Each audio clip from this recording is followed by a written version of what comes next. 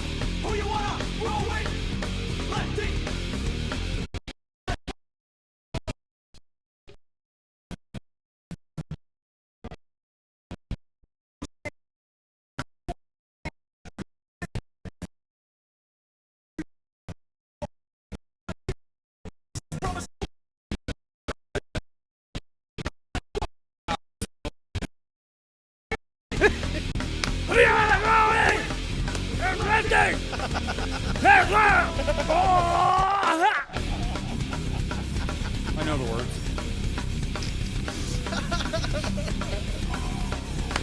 Special guest today on the show, Jennie Storms and Jaxs. There they are. Jaxs and Jennie are here from Colorado. Who you wanna roll with? Who you wanna roll with? Lefty! Jackson! Let's roll! Who you wanna roll with? Who you wanna roll with? Does this sound like mid 90 degree music? I think it does. Woo! Glad to be in the shade today.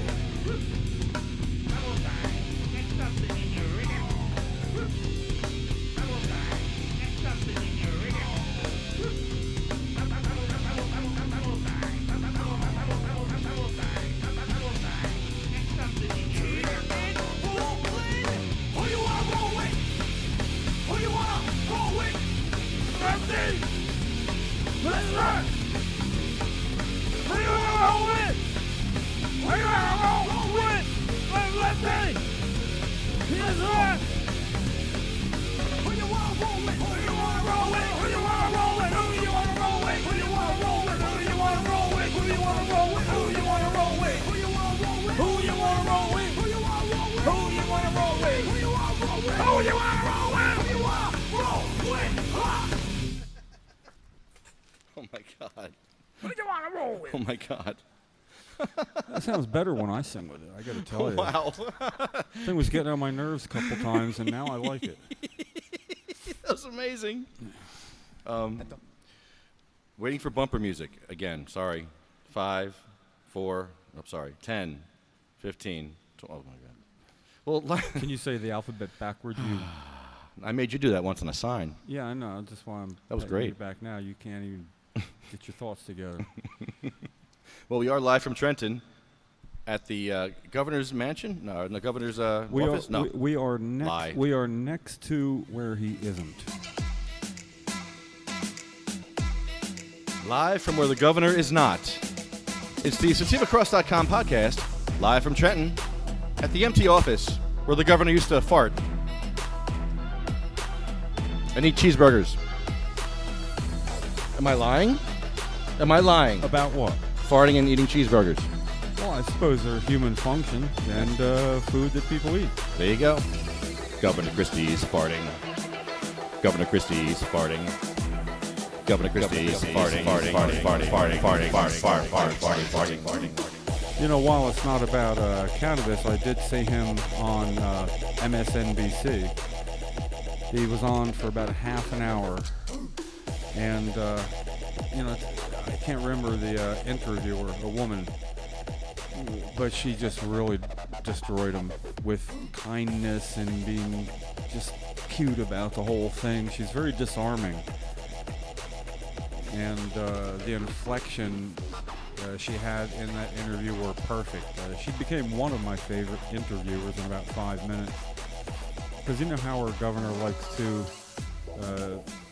take the conversation for a while so you have less to hit him with. And she wouldn't let him do that. And, you know, he would have looked like a bully talking over a woman. he would have. It's an optic, and he doesn't care about that, but he couldn't keep talking over her like he would have for you or me or anybody else, and, you know, called you a jerk, told you to sit down, whatever. He couldn't do that with her. So she was disarming, and he was disarmed because of that. And, yeah, we are next to the State House, at the State House Annex. Not in front of the State House because there's renovations being done, so we are not in front of those magnificent pillars people are used to seeing when we podcast the last few years. We're next door at the Annex, which is where they do legislative business, committee hearings. You look out the windows of a committee hearing, you'll see us here. And if you listen hard enough, you'll hear us too. So it's a good spot. Right about now, there's not a lot going on legislatively, to my knowledge. So it's kind of a loose day, and the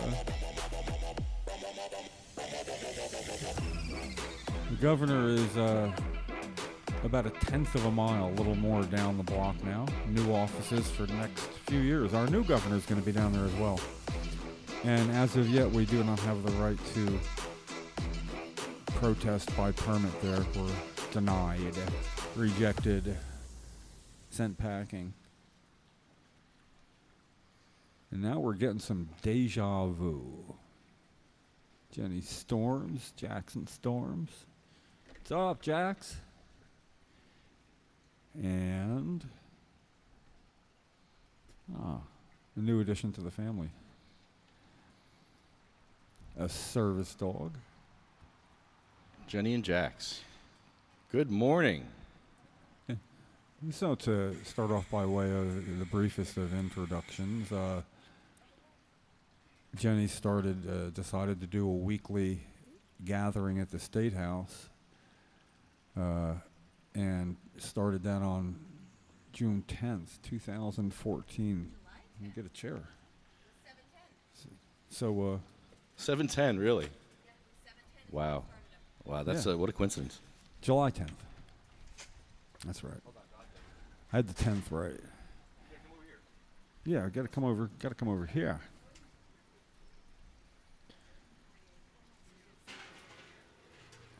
Just do a little reorganizing here.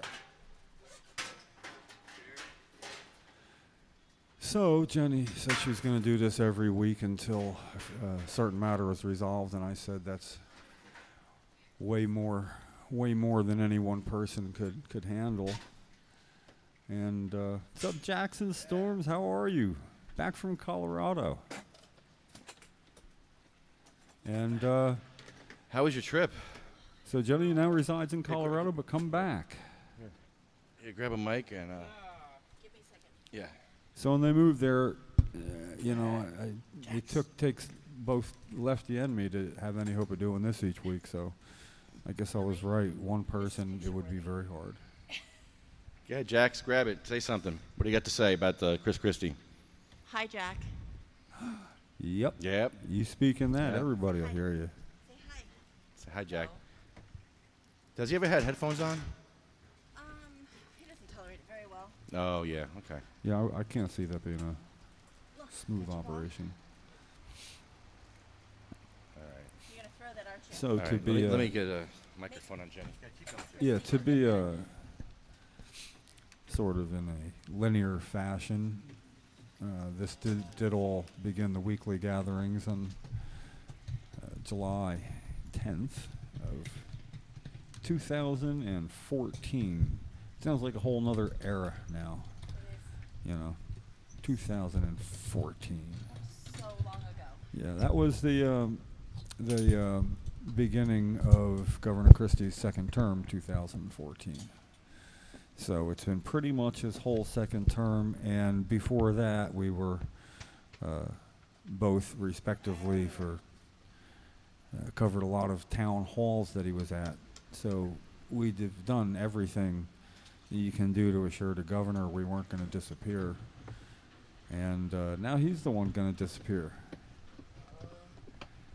And that can't be soon enough for many people. Actually, it's 180 days exactly now until our governor is no longer governor.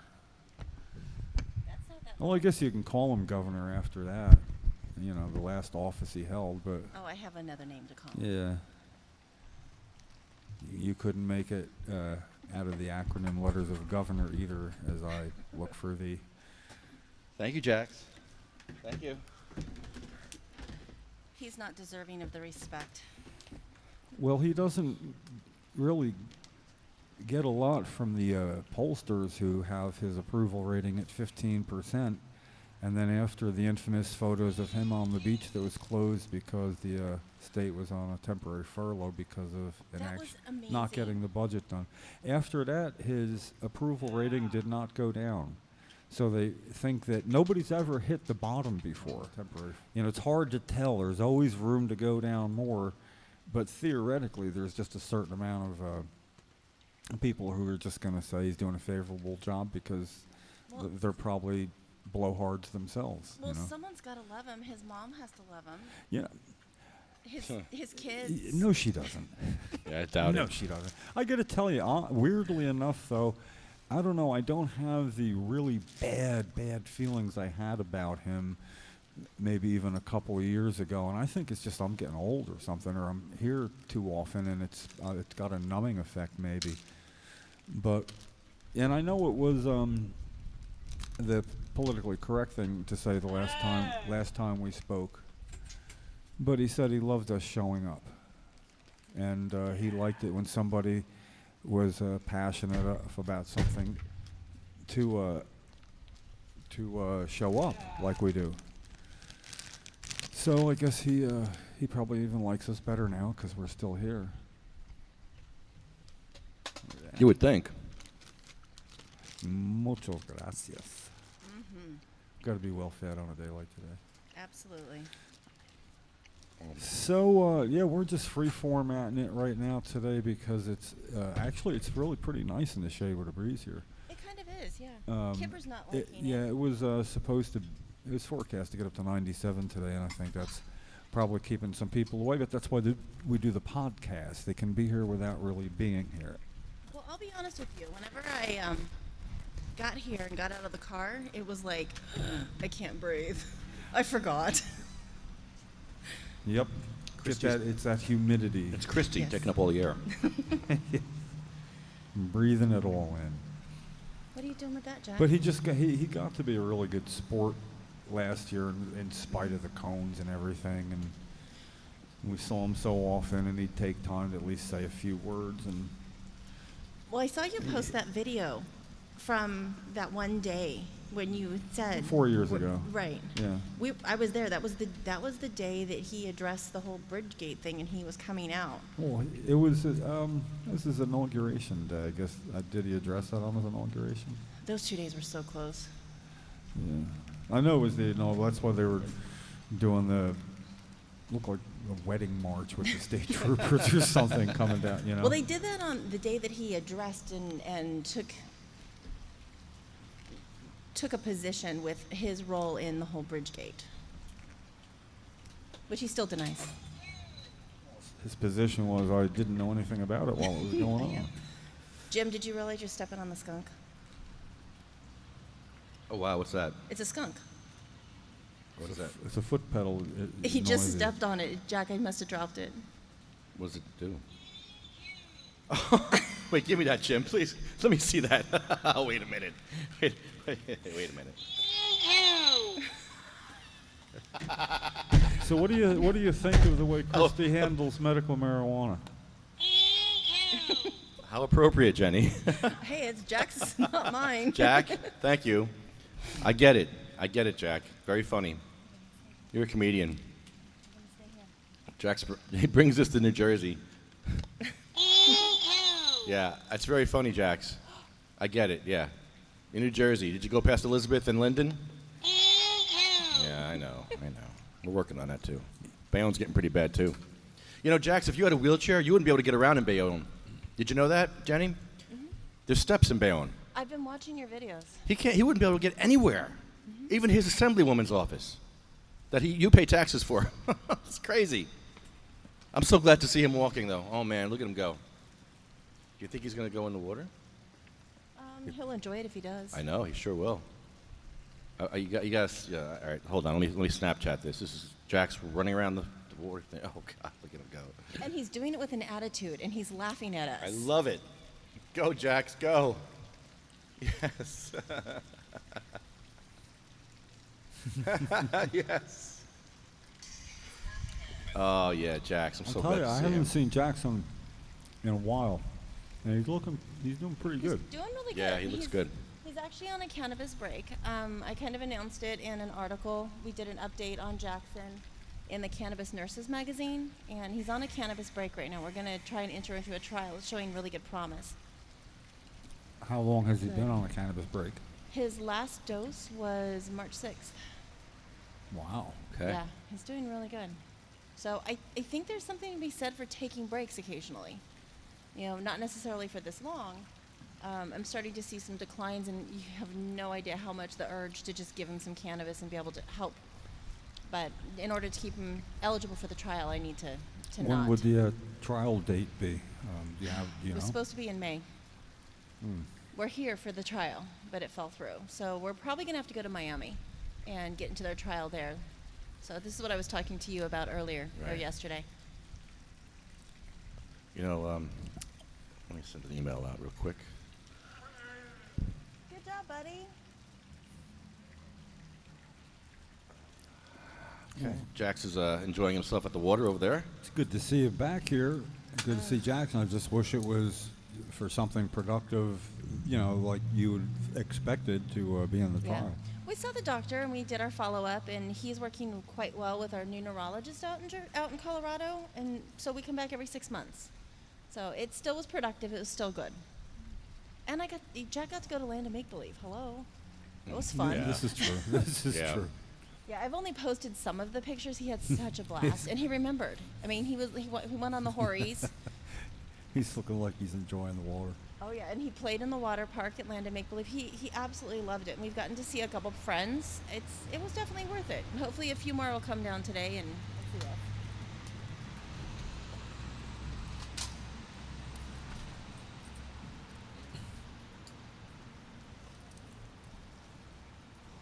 So we're into the 4th year here then.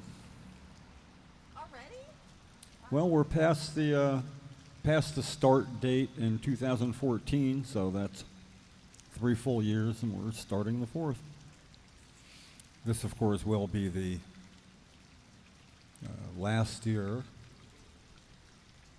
This is our swan song year, because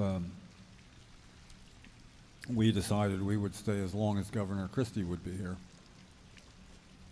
So if the governor had a position in the Trump administration originally, as he thought, and we thought, he would have been gone and we wouldn't be here still. So are you going to continue it even after he's gone if the new governor doesn't? Nope, not me. I'm retiring from Me too. podcasting this year. Yeah, I'm retiring from State House Podcast. I can't do it. I got to say, she's right about Yeah, Jaxs. Jax's attitude. He turned around, he's leaving with his service dog. Jennie goes after him, and he looks over his shoulder and kind of smiled mischievously and double-timed his pace like he was escaping with his dog. It's good to see him doing good, though. He's just got interest in things. He's exploring, smiling, and pretty calm. And for those who don't know Jackson, he Yes, Rivera. it's Gervais. Gervais He's syndrome. What do they say about Gervais, Jim? Gervais kids don't usually live past 10. Right? 2. Gervais kids don't live past 2? I thought it was 10. Oh, my it's God. a childhood form of epilepsy, and Oh, God. yeah, it's pretty serious.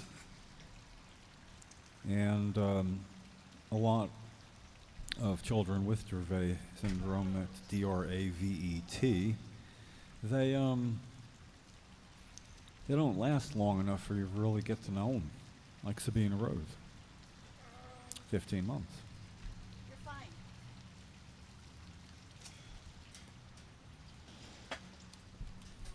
Yeah, But subpoena. like I say, today can be a wandering, meandering production of sorts because it's legislatively a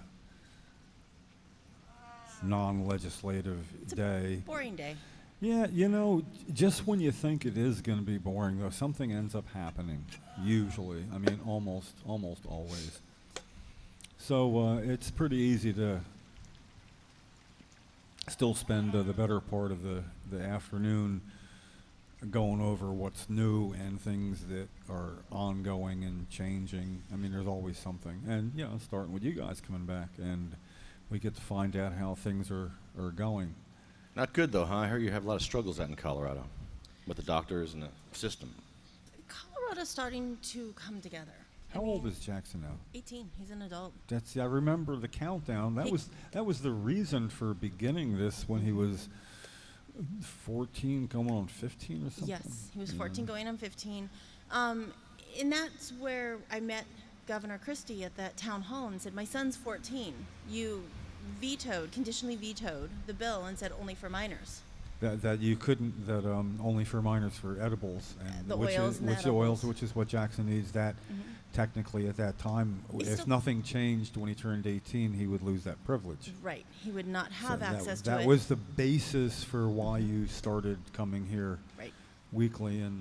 And ironically, Governor Christie's answer to me was, well, in 4 years, I won't be your governor. You guys remember that one? Yeah. I won't be your governor, so it doesn't matter. And if Jack was still on cannabis, he would still need the oils. He's not going to be able to smoke a joint. He's not going to be able to make his own medicine, and 2 ounces wasn't going to be enough to be able to make what he needed, what supports him. So it makes it really frustrating because Jack wouldn't be supported. Jack wouldn't have what he needed.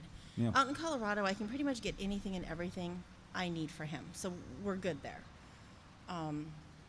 We've just chosen to be cannabis free right now. Take this break, and I'm glad we did because it's given me some insight. That was a requirement if you were going to be in a study. Yes, all studies. No experimental drugs, and unfortunately, cannabis is considered experimental in a legal state. But I figure experimental is a better classification than illegal or contraband or illicit, or there's so many different things that they could have said. Yeah, it gives it a sense of legitimacy. So they considered it an investigational drug. It's hard. Again, I'm going to go back to the Cannabis Nurses magazine that I just wrote some articles for. Don't know if you actually had a chance to read them after I talked to you yesterday. But one of them talks about our experiences in Colorado, specifically with Denver Children's Hospital. In going there. There's one time I went there, and I happened to get the discharge instructions from the nursing agency after we got home. And they actually listed Jack at Denver Children's Hospital as an illicit drug user, THC. Wow. And I'm like, wait a minute, this The is in his... experimental is better. But I was just like, but this is in his MAR. You guys are aware of it. It's not like you just tested him and he's positive. It's not an illicit drug. It's a known drug on his MAR. Well, yeah, but he's a user. He uses THC. They have this stuff called CBD. To your CBD. Because he needed it. He was having the Parkinson's at that point. But that's what they did, is they labeled him as an illicit drug user. Right next to smoker, alcoholic, and... I can't remember. There was one more classification that they had there as well, but he was marked as an illicit drug user. Wow, Jack, you're a druggie. Yeah, I know, as he's holding his grass. Yeah. Jack, put that grass down, you druggie. You're good, buddy. Wow. So the treatment out there, it's hard, and especially if you have a complex kid like Jack or some of the other kids. Like there are some Dravet kids that are not nearly as complicated as Jack. Yeah. They're not having nearly as many problems. Some of them are on cannabis, some aren't. If you don't need help from them, you don't have that headbutting and that clashing with them. With me being a nurse, that kind of elevated it to a new level and a new conflict. With me also being very vocal. And smart. Yeah. I took on Governor Christie. It's like, what, you don't think I'm going to take on the head of your hospital? Right? Come on. What do you think you're messing with here? So, ironically, I never really pushed the point with him. It's Colorado. We have the right to cannabis. They were willing to put it on the MAR, but they were willing to let me to give it in the hospital. I didn't have a problem. What is MAR for our listeners? A medical administration record. That's where they list all your drugs. That's what your drug list is called in the hospital. I knew that. That was for our listeners. Right. So no, it's just ironic that it's listed as a drug, but it's an illicit drug, and it's like it makes no sense the way they're doing it, and everybody's going into the hospital, and this is one of the issues I was having with Jack is he started throwing up, and he was just throwing up, and he stopped eating, and he was throwing up. And every time I'd go to the hospital, they're like, yeah, but he's on cannabis. And I'm sure he got the hyperemesis syndrome. Right, yeah, great. Everybody gets it. Yeah. So is what I'm actually finding out, because I'm smart and because I'm actually doing more than just saying, oh, go home, stop smoking cannabis, is that the patients that are exposed to neem actually have relief when they take a shower.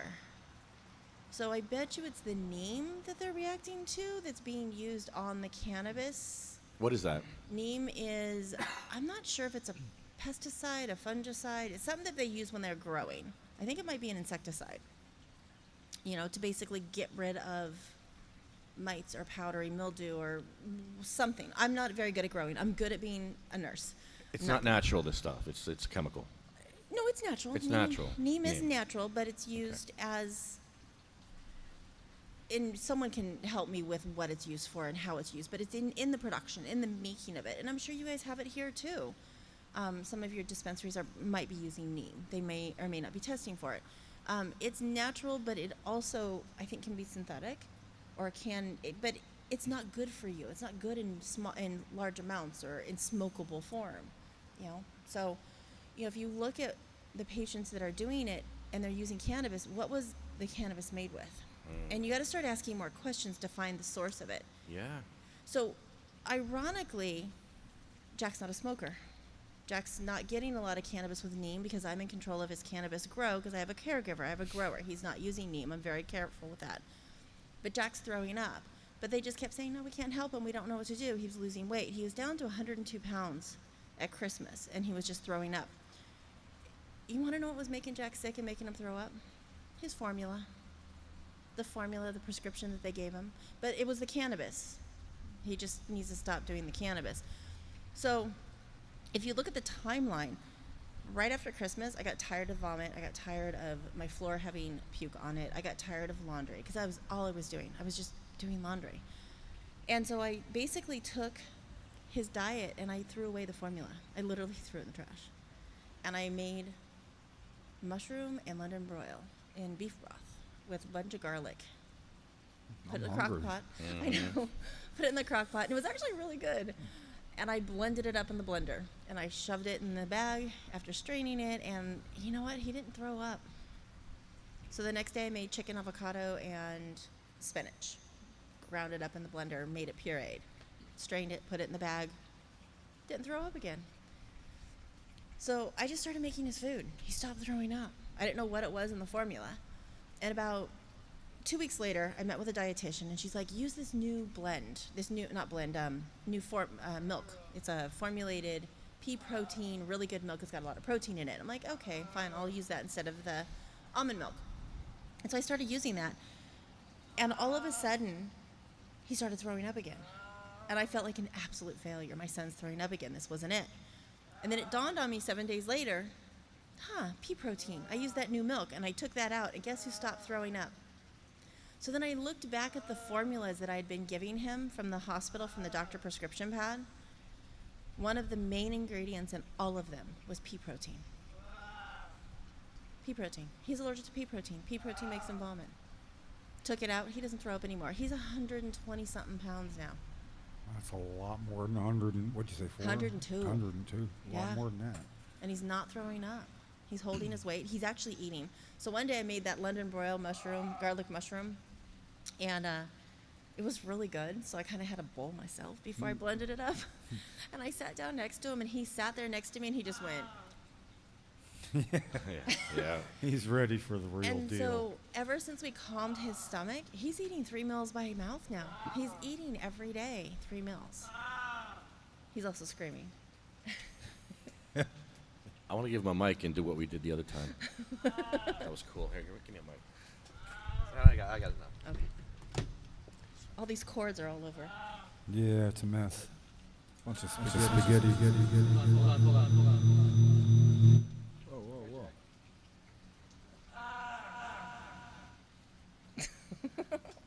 He's like, what is that? What is that? Check. Oop, check. Yep. Yep. Got a bad mic here, I think. That didn't sound good. Doesn't sound good at all. Hello? Testing 1, 2. That's horrible. Yeah, what's going on? Sorry. Anybody just joining in? Jennie Storms and her son Jackson Storms. Hi. Refugees. Refugees, yeah. Living in Colorado with so many other people who have gone there to get medicine in the form that they need for their children who cannabis can help. He's shaking his head no. He knows. He shakes his head no. Smiling at you. That's great.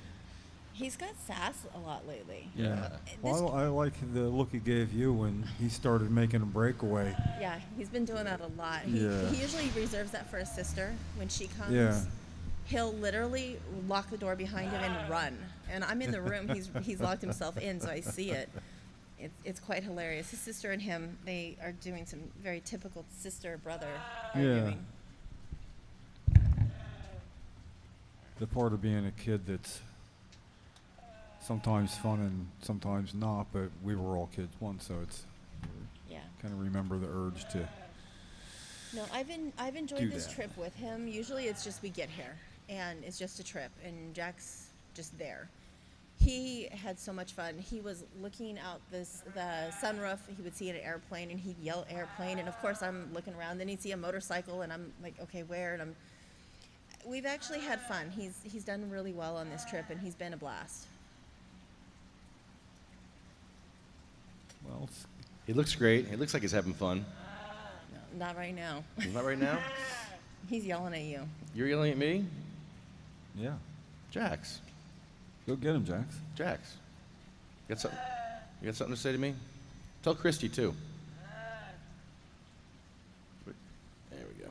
What do you think about Governor Christie? Yeah, I agree. Yeah, Jack gets a lot of services in Colorado. Like I said, it's taken me 3 years though. So the first time I came out, it's hard to get tapped into all these services and get them going. He has 5 hours a week of homebound, where the teacher comes to our home and does education for 5 hours. We also from the school get an hour of OTPT and speech. I know I'm talking about school. How horrible. What are they teaching him right now? Honestly, just basic stuff, kindergarten-y stuff. Right. Actually, you already know your ABCs. They're just teaching them stuff, recognition, a lot of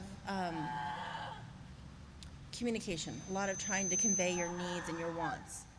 And what I've done is I've started ABA in the home. So we have an ABA therapist that comes in. She comes in about 4 hours a day right now, but we're scheduled for 8. So once we get back, we'll probably ramp that up and we'll get 8. They're actually teaching him how to use his communication device. And so you've probably seen videos on my timeline and on his, where you're gonna see him using his device. He's learning how to make choices and say what he wants. Okay. So he's doing a lot of that, but it's not the school, it's the ABA therapist. And Medicaid's paying for that.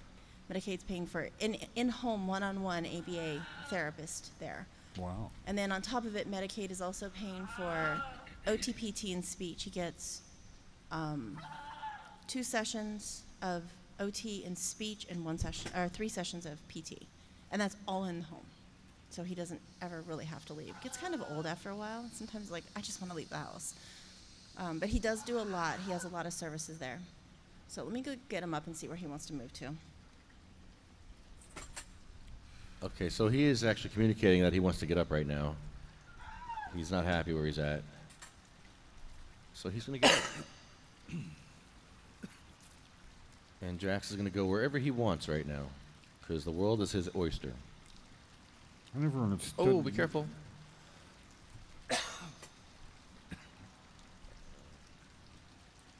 Okay, Jaxs is in a position he's trying to get up now. He's in a sitting position, and Jennie's behind him, lifting him up under his arms, and he's getting up slowly. And he's up. Jaxs is up, right? Almost. Oh, yeah, go, Jaxs.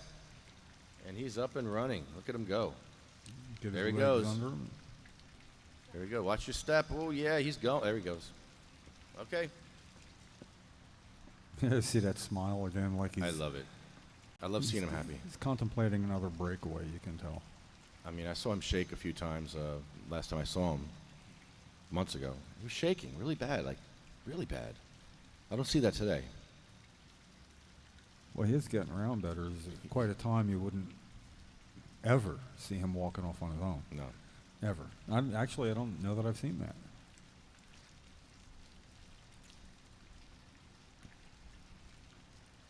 Well, then it is a special edition today.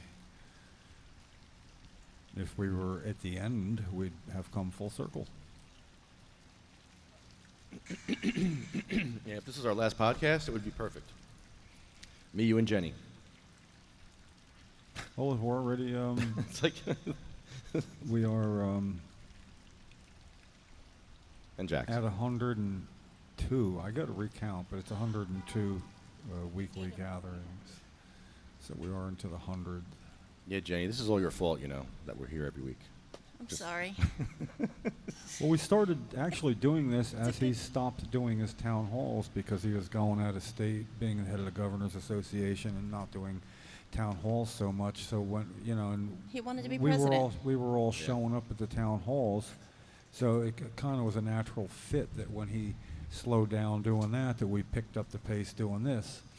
And with our 100 and it's either 102 or 103 weekly gatherings here, plus sporadic other targeted days we've been here over the last 4 years, he has about 138 town halls, and we're only about 35 behind him, where he had us outnumbered 120 to nothing till we started showing up. And, you know, at the town hall, you'd wait for a chance to stay and have to go to several before he would call on you. Oh, like Ricardo. Yeah. Remember that? Yeah, Ricardo didn't wait. Well, he went to how many? He went to 8. 8 before Yeah, that. he went to quite a few before he got called Yeah. on and booted out. Yeah. Before they kicked him out for defending his daughter's life. Yeah, I went to about 9 or 10 before he called on me, and I was sitting kind of close at Belmar, an outdoor one.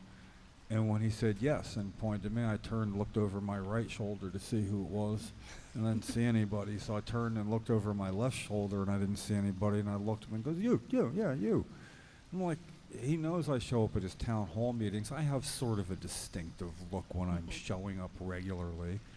And he claimed to, I don't know what your question's going to be. And so it took 9 times, but actually I fared pretty well because the question was about edibles for adults. That's where we were. And he said he had no problem with it. When I explained that you and I and Ken met with his health policy advisor, John Schwarnenberg, and Artur Rivera, Deputy Commissioner of Health, Gene Ashmore, Constituent Relations, and that we'd met, and when I explained to him that none of them had a problem with edibles for adults. If you may remember, they thought, you mean like brownies? You know, they didn't understand, no, it's targeted oils, a specific thing. Right. Anything oral is considered an edible. Mm-hmm. And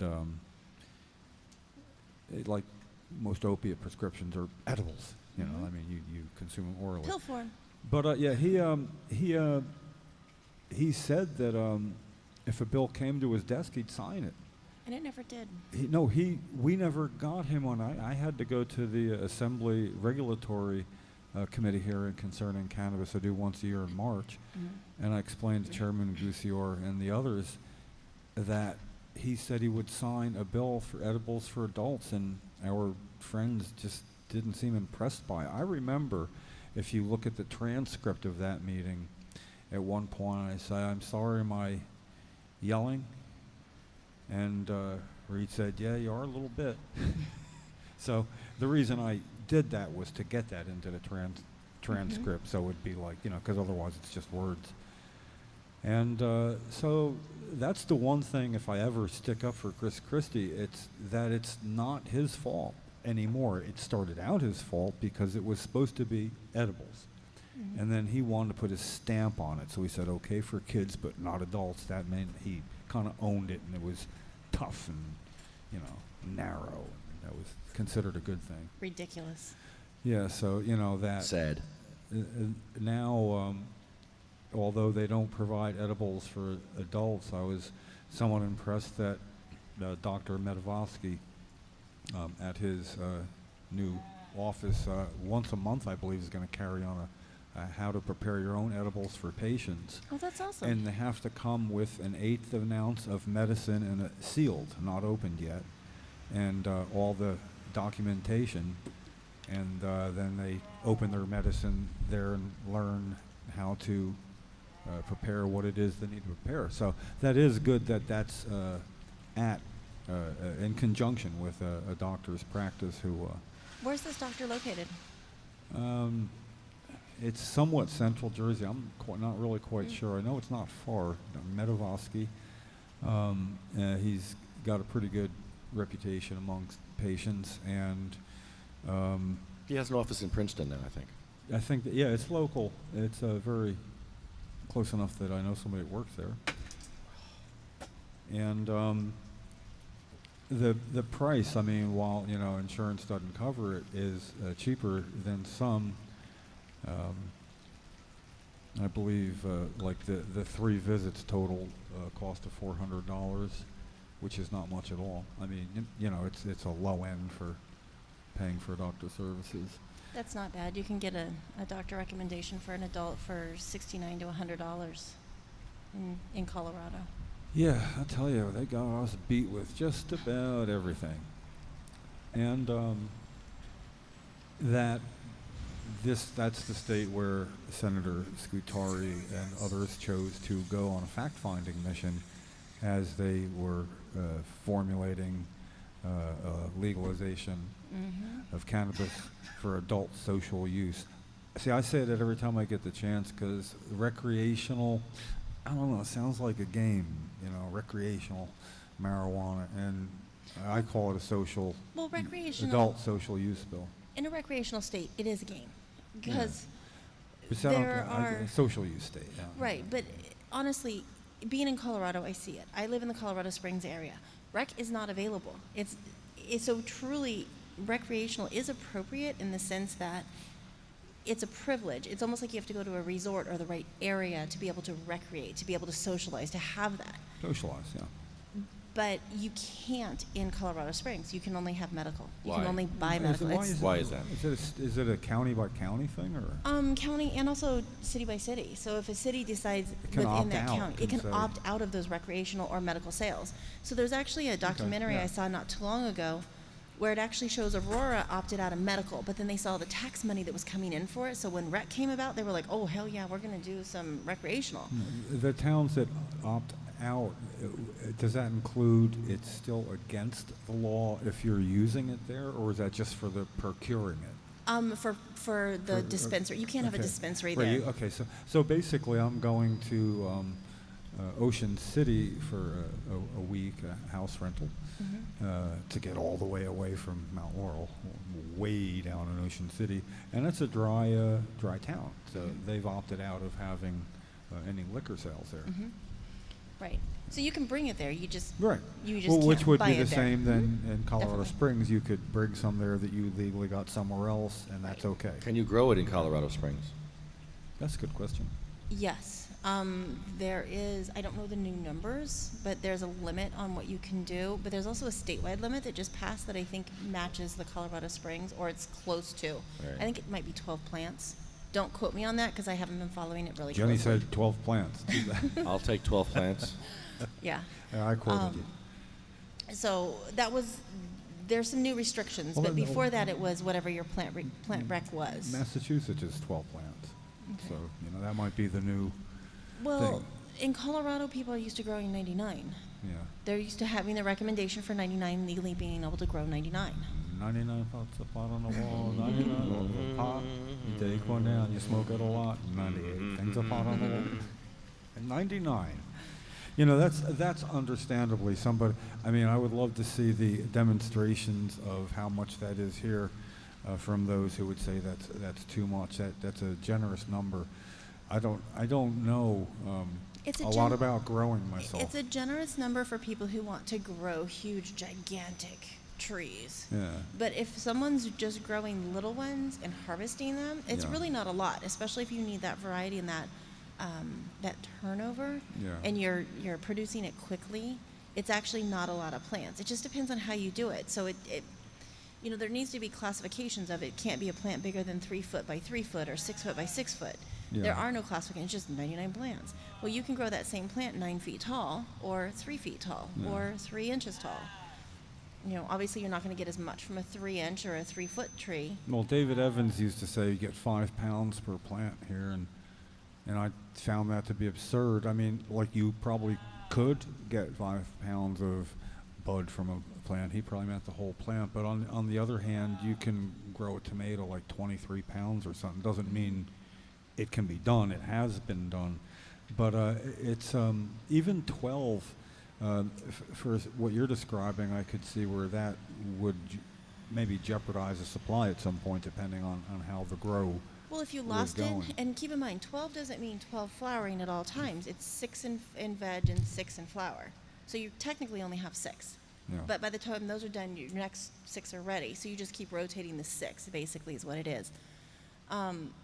What's really scary right now in Colorado Springs is Southers. Mayor Southers is inviting in the DEA. And they actually just did a DEA raid on a house. I can't remember how many plants they found in the house. It was definitely above the 99. I don't know if it was a medical patient. It was about the same time I was coming here, so I don't know all the details because I kind of cut myself off from the local news. No one covers that nationwide.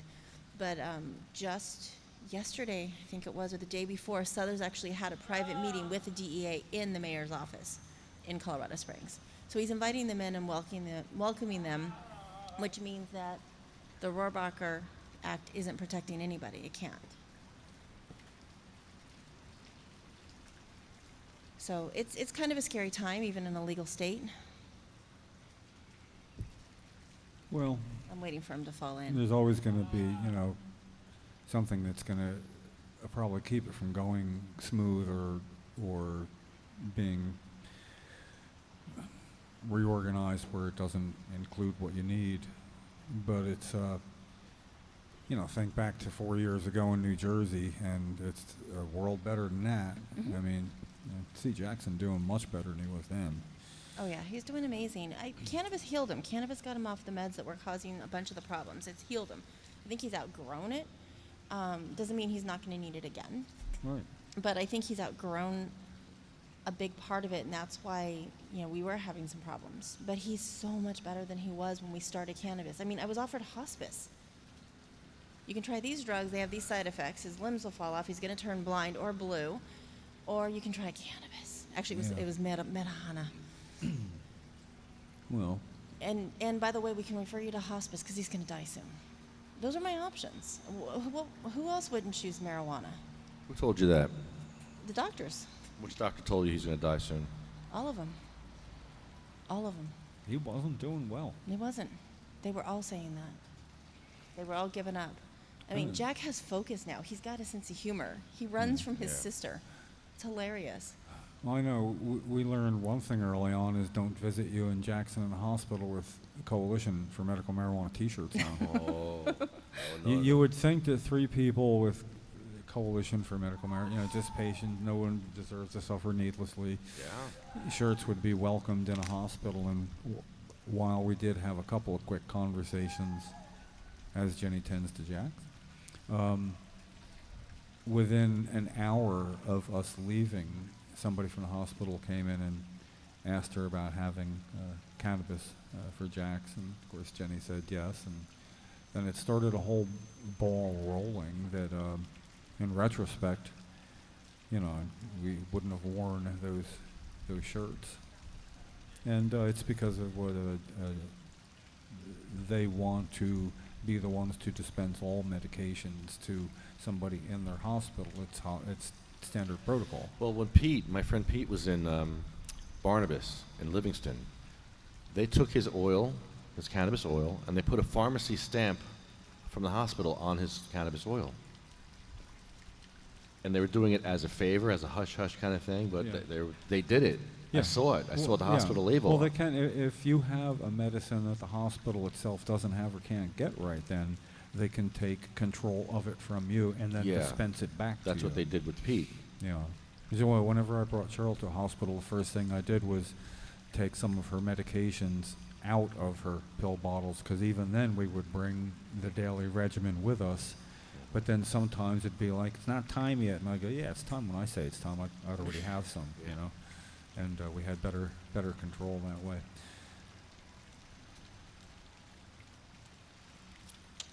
Looking good, Jaxs. Yeah, and this is like actually kind of a nice, more out of the sun place to be today for everybody. Well, that sounds all good to me. I mean, it's always going to be a chore. Jackson And it Storms. seems much less frenetic for you, Jenny, to just be here and do this. You were certainly a lot busier reaching back. It was like doing a dance, you know. Yeah. No, it's a lot easier. He's calmed down a lot. I think, you know, the benzos and the barbiturates, I think really were doing a number on him. Yeah. I think he's healed. I think cannabis has healed him from some of the stuff that was going on. It didn't cure him. It didn't make him better, and all of a sudden, you know, he's a high school graduate. You know, Right. he still has his issues, but Yeah. he's doing so much better. Well, the idea about the possibility of a communication device is pretty exciting. Yeah, and he is, like, the other day I had my glasses. They were sitting on the bathroom sink. I need them for reading. I don't need them to vacuum. Oh, my gosh. This one was so upset I didn't have my glasses on. So that's actually one of his newer words, is he ran to me with my glasses in his hand, fingerprints and all. Oh, there he goes. Kipper, go. Wow.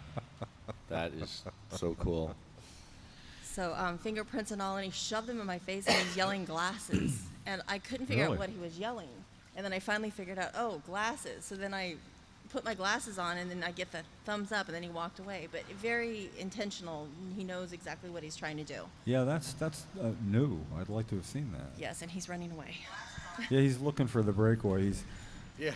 got that sort of look how, you know, kids look at you a little. He knows he got snagged. He knows. He's trying to look innocent. He's doing a pretty good job of it. So this is 18-year-old Jackson. This is when, if Jenny did stay here, this is when the problems would have started, because there is no oil for adults right now. It's not available. Yeah, I mean, you can make your own. There is lozenges. I don't believe. Well, you're a patient. You tell me. Is there, what else is available? One dispensary has oil, and it's already decarbed oil, so you can't really smoke it unless you're looking for high CBG. Now, high CBG does help some patients that I know with PTSD. Some, It helps a lot with Parkinson's. yeah, because they want us to be sedated, and high CBG sedates the heck out of you. Hello, Ricardo. Hey, man. Ricardo Rivera Yes. is in the casa. Yeah. Ricardo Rivera está en la casa. How's that? Look at you. You look great. Doesn't he look great? Yeah, he does. Amazing, right? How are you, bud? Yeah, man. Amazing, Jaxs. Nice to see you too. I'm proud of you, dude. Proud of you, man. Proud of you, dude. You hear me? Oh, Kipper. He looks better. Oh, God, Kipper's doing so much better. Kipper's doing much better. Come on over. Have a seat, you guys. We have an extra chair or no? Have a seat, bud. I'll give you guys a chair. Next to him, Jenny. You got a microphone over there? Yeah. Just grab. I'll find one. Don't worry about it. Grab this one. We got two. Oh, come on, Jack. Mics are us. Are you Find going to lay another on the chair. ground? Nah, don't worry about it. Don't worry about it. You have like a bucket or something? No. I'm gonna squat. You know I squat anyway. Yeah, I'm surprised to see you sitting this long. I'm so glad to see Ricky. I'm glad to see you too. Oh, I know. I got to get closer. Here, sit on this side. Then I'll Ocean sit over City. there. You want to sit by? Hold on, we got a call coming in. Got a Let's take this call call. coming in. Hello, hello, you're on the air. God. Hold on, How do you know it's somebody who wants to be on What's there? up, buddy? How you been? hold on. No? Maybe it's somebody offering a new Hey. communications device at a discount. Hello. Let me get a picture of connection. this real quick. Great, we lost our connection.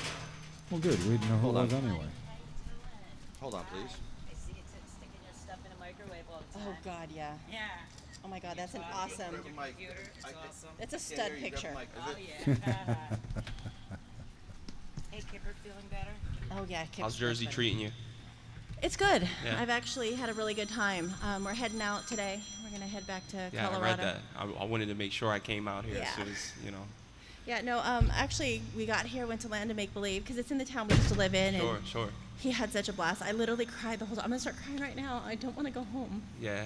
but I Yeah, have we to. miss you. I have to leave. Sure. So, How's Colorado treating you? Well, I know how it's treating Jaxs, because when you see him, What's that? Jackson's doing a lot better than the last time I've seen him. He Yeah, looks a lot better than the last time I seen him. yeah. I think the great. last time you saw him, he was probably down to 102 pounds. I was gonna Yeah. say he's gained some weight. He's 120. Good. What's up, buddy? You remember me? This Come on. humidity here, you guys. Come on. You have to do something with this humidity. I'm dying. Oh, you're going to talk? Yeah, no dry heat here. Go ahead, say something, bud. Say hello to everybody.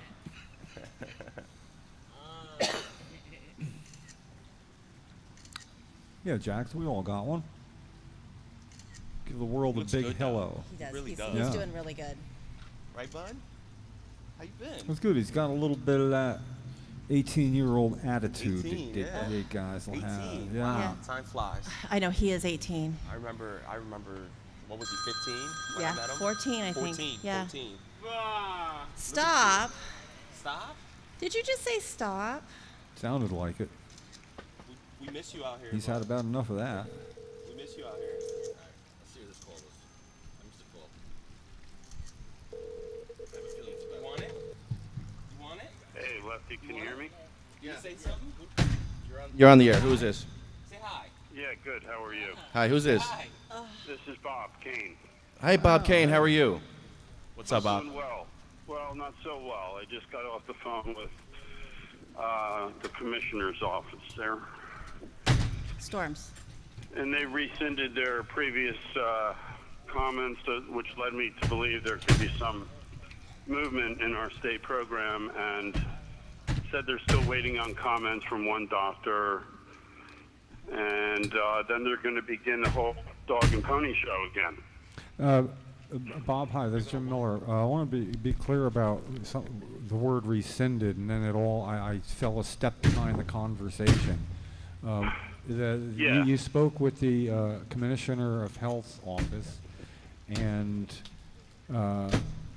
rephrase that again, so at least I'm clear. Yeah, Maybe everybody else understands, but me, I don't know.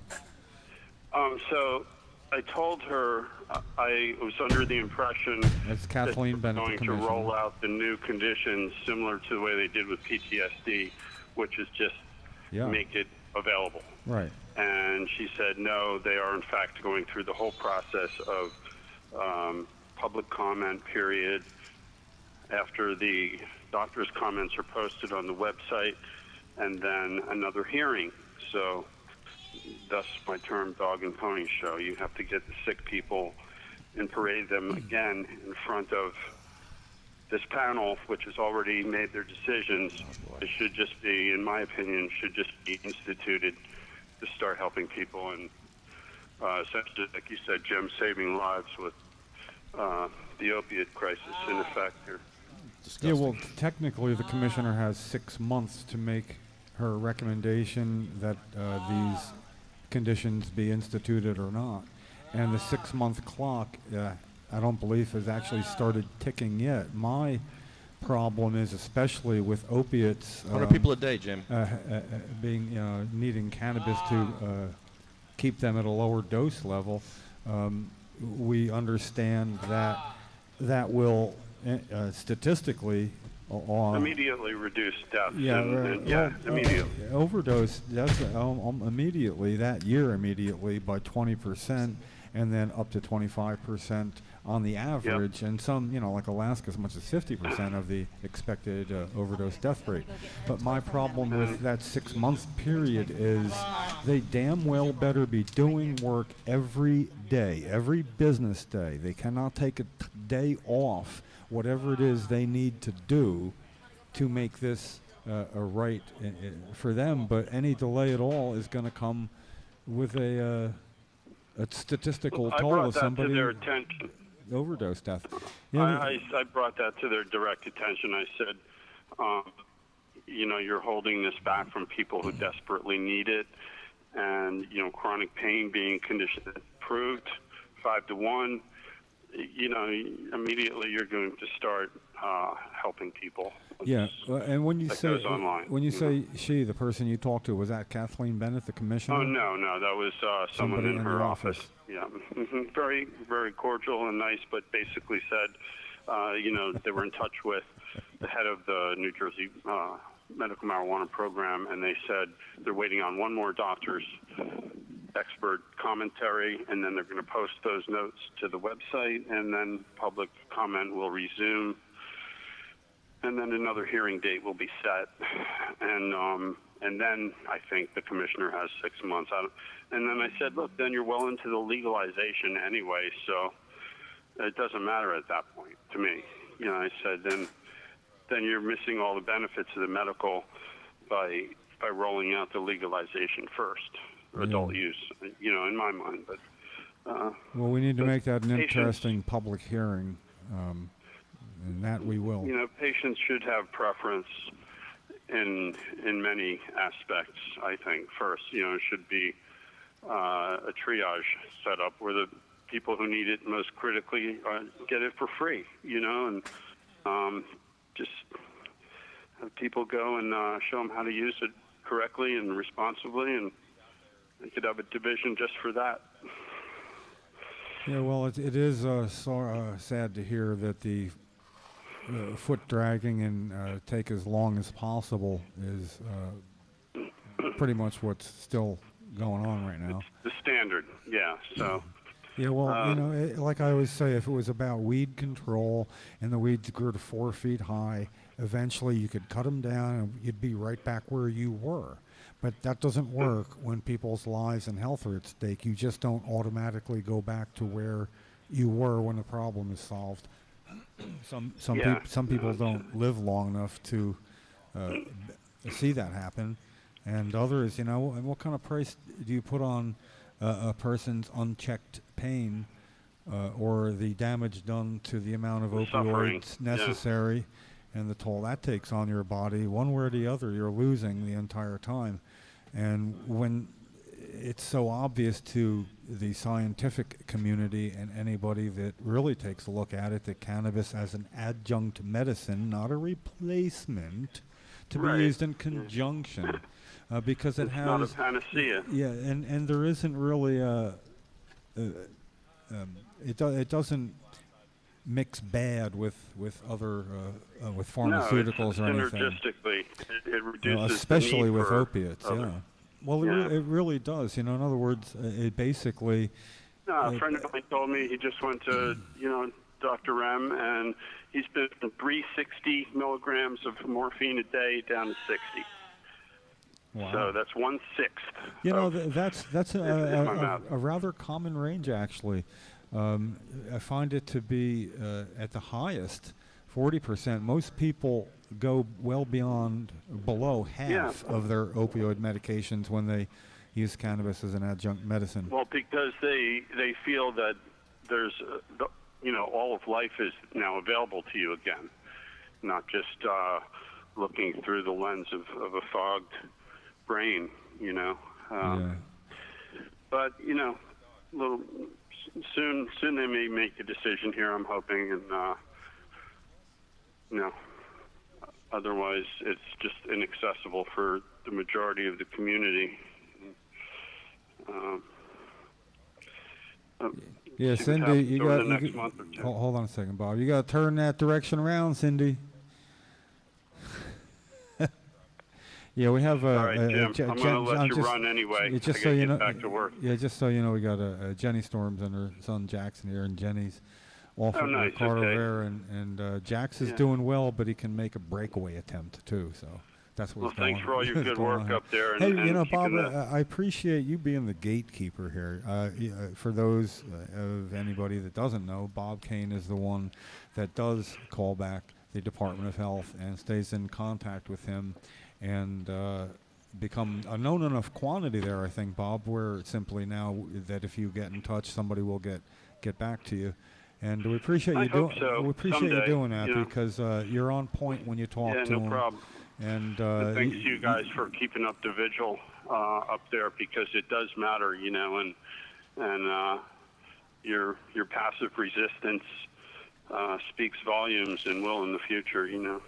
Well, we're hoping so. We're hoping the sheer numbers would add up, and you know that when people think about it, that according to everybody here, groups come and they go. When they exercise the right to gather and state their case, but it's just not going on on any regular basis with another group at all. Not once a month. No, not no, even. and it may be a thing of the past very soon, and you're just keeping that campsite, you know, lit right there. That's a great thing. Yeah, you well, know, and, it was meant to mirror our governor's second term. We started doing this within 6 months of him taking office for the second term. And like I reposted on the coalition, I was there when he left his office to challenge him with their pomp and ceremony, walking out like it was Yeah. a wedding procession or something. oh yeah, You know, With- and with their- so to be able to have a 16-second video where I interjected, "No, we are not done." yeah, no, that was improving great. Medical Yeah. marijuana. Yeah, but I'm just saying I appreciate your help and everybody else's who has been involved in any way, because I can come here and keep it in his face, but I need something to keep in his face. And that's Yeah. where everybody else comes in, whether they can or can't make it here. As long as I come well stocked, well armed, and with facts. Now, are you a patient, Jim? No, I'm a non-qualifying patient. It really hurts my what was severely injured, catastrophically injured feet and ankles a little over 5 years ago, and it does allow me to actually walk without pain occasionally. Right. Which is like really But you could huge. qualify under medical spasticity or muscle spasticity, probably, right? Yeah, well, it is intractable muscular skeletal spasticity, and I'm thinking of doing that as it is, and you know, I'm open book about anything medical with me. It's probably in my best interest to do that legally. I think so, yeah. And, you know, that's why I'm pursuing the petition process and trying to just, you know, educate myself and other community members and family members and to the scientific basis of the medical components that we're talking about. So anyway, There's also one more thing on the horizon. I'm just, you know, I would play the odds besides it being legally the correct thing for me to do, become a legal New Jersey medical marijuana patient, is that in the legalization of social adult use of cannabis plans for next year, it's unclear whether home grow is going to be in there or not. yeah. And there is that outside chance that would end up being some sort of take back. Well, let's Medical addendum. go back to the original Senate bill medically, which Kuma, the one that was passed in the Senate was not what got passed in the Assembly. In the Assembly, they took out home grow. So the Senate passed on the floor Right. of the Senate a bill handily. That would have allowed patients to grow 6 plants and possess 2 ounces of dried usable material. So if there's an outside chance that would be some sort of bargaining chip used, then I might want to be a patient when that happens. happens. The black market, you know. Yeah. Look at Colorado just hit $500 million revenue. So, you know, they're undercutting the black market. Yeah. Well, it's and combined when you look at it as states are proceeding with legalization efforts, I forget the source. but it may well be as accurate as it needs to be, is by 2020, which, although it sounds like futuristic, it's 3 years, that jobs in the cannabis industry will outpace new jobs in the cannabis industry. Technology. Manufacturing. They would actually Okay. outpace those of manufacturing. So with manufacturing being the big deal, we're going to bring back manufacturing jobs. Right. Right. Yeah, but that's fine. But when you consider automation, manufacturing would not be the sector that you would want to bank on. For growth. Nationally at all. So when something comes along and says this will actually outpace that, and it's new. And you see it happening, like in Colorado. Yeah, you know? and so this is why I shed no tears for Jeff Sessions and the possibility that he may well resign or be fired. That's I don't even need to I mean, to he say could why. very easily adapt and rise to the situation, see what the consensus of the population wants, and look at the modern science. But he's just He's too starting deep in the at pocket. he's starting at too big a disadvantage, a negative, likening it to opioids, as if it's similar rather than It's a ridiculous. solution. Yeah, it's the most ridiculous argument I've heard since the Stone Age. I mean, he's a dinosaur. Yeah. It's freaking crazy. So basically, goodbye, good riddance, and I hope whatever the replacement might be has a little more common sense than that. It may be one of the better things that ever happened to the potential cannabis industry in a federal sense. Yeah. Because it's just how often does a new business come along that can outpace new manufacturing Everything. jobs in 3 years? Jason Arnold in the house. All right, Jim. We'll keep up the good work. All right, Bob. And, Thanks for have calling a good in. weekend. Yeah, you too. And thanks I'll for. let you know if anything turns up. Well, and I guess if you posted some variation of that on the Friends of the Coalition of Medical Marijuana Facebook page, you are our best source for information at the health department now. So well, thank you so much. sort of your de facto function. We'll give you a South Jersey division. We'll come up with some sort of appropriate title because it is actually a valuable service, and that you get results with them is, and like I say, that you're on point when you talk with them, and that you know as much about the petition process as anybody, having filled out and filed 3 separate ones yourself. So you sit atop of that hill all by yourself. So I guess that's probably it. When somebody who had 3 petitions filed calls, they got to give you 3 times the respect they might give anybody else. I'm just looking to push the ball down the road, just like you, But well, we all have can. our functions and specialties, and that would be you. So appreciate your call in, Thanks a lot, Bob, Jim. and we'll be talking to you later on. All right, take care. All right, bye. Bye-bye. Jason Arnold in the house. Sure, happy to be in the house. How everybody feeling? Not too bad. It was supposed to, it forecast to be a really hot, crappy day, and it kind of is. But now with this breeze, I'm going to probably have to. I got some weight that I'm going to. Yeah, y'all in a great location with this breeze right here. Yeah, this is like really good. I'm working right on the other side of this building in the direct sun by the fountain, and it's terrible. I don't know. Yeah, what's going on over there? It's a concert. The city puts on a concert every Thursday. Is this the one that was going to go on and didn't go on last week or something? Well, no, it did happen last week, but the week before that it didn't happen. Oh, okay. So yeah, the city provided the sound crew with a tent, but we gave it to the guys performing. They about 85 years old, so they could use it a lot. Yeah, they're elderly. Yeah. Also, what they say when it's supposed to be hot like that. Man, what an all-star bunch here today. We got Chris. We got loud phones going off. Sorry about Alarms. that. That could be the alarm that we haven't said the word cannabis in 5 minutes. And it goes off if it doesn't register by then. Then we got Chris over there at the Stephen Kuspowicz demarcation line. He's medicating, or not? Or not. We don't know. Maybe. Well, there are two legal patients over there, and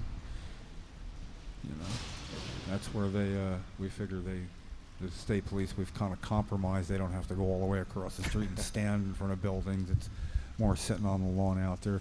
Did I tell you, Ricardo, how that turned out to be the place? Stephen Kuspelich, you know, let's get to the root of it all here. And he lights up a joint, and the state police come right out, and he explains, well, they can smoke cigarettes here. And I heard the guy say, That's a good well, point. you know, you tell us, and we'll make them stop smoking cigarettes there when somebody doesn't. Yeah. Stephen said, I'm no rat. I'm not going to rat on anybody, you know. So the officer Like said, Angela well, McKnight. you'll have to go, I believe he said, across the street or out to the street.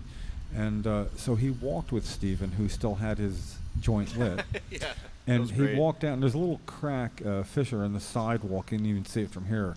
And he said he remembered they walked right past there, and then the state police, the trooper, turned around and walked back in, and Stephen stood there and finished it. That's the spot. So then he figured, okay, if this is the example, then he that's why I call his demarcation line. It's like the Kuspelich line. It's a border.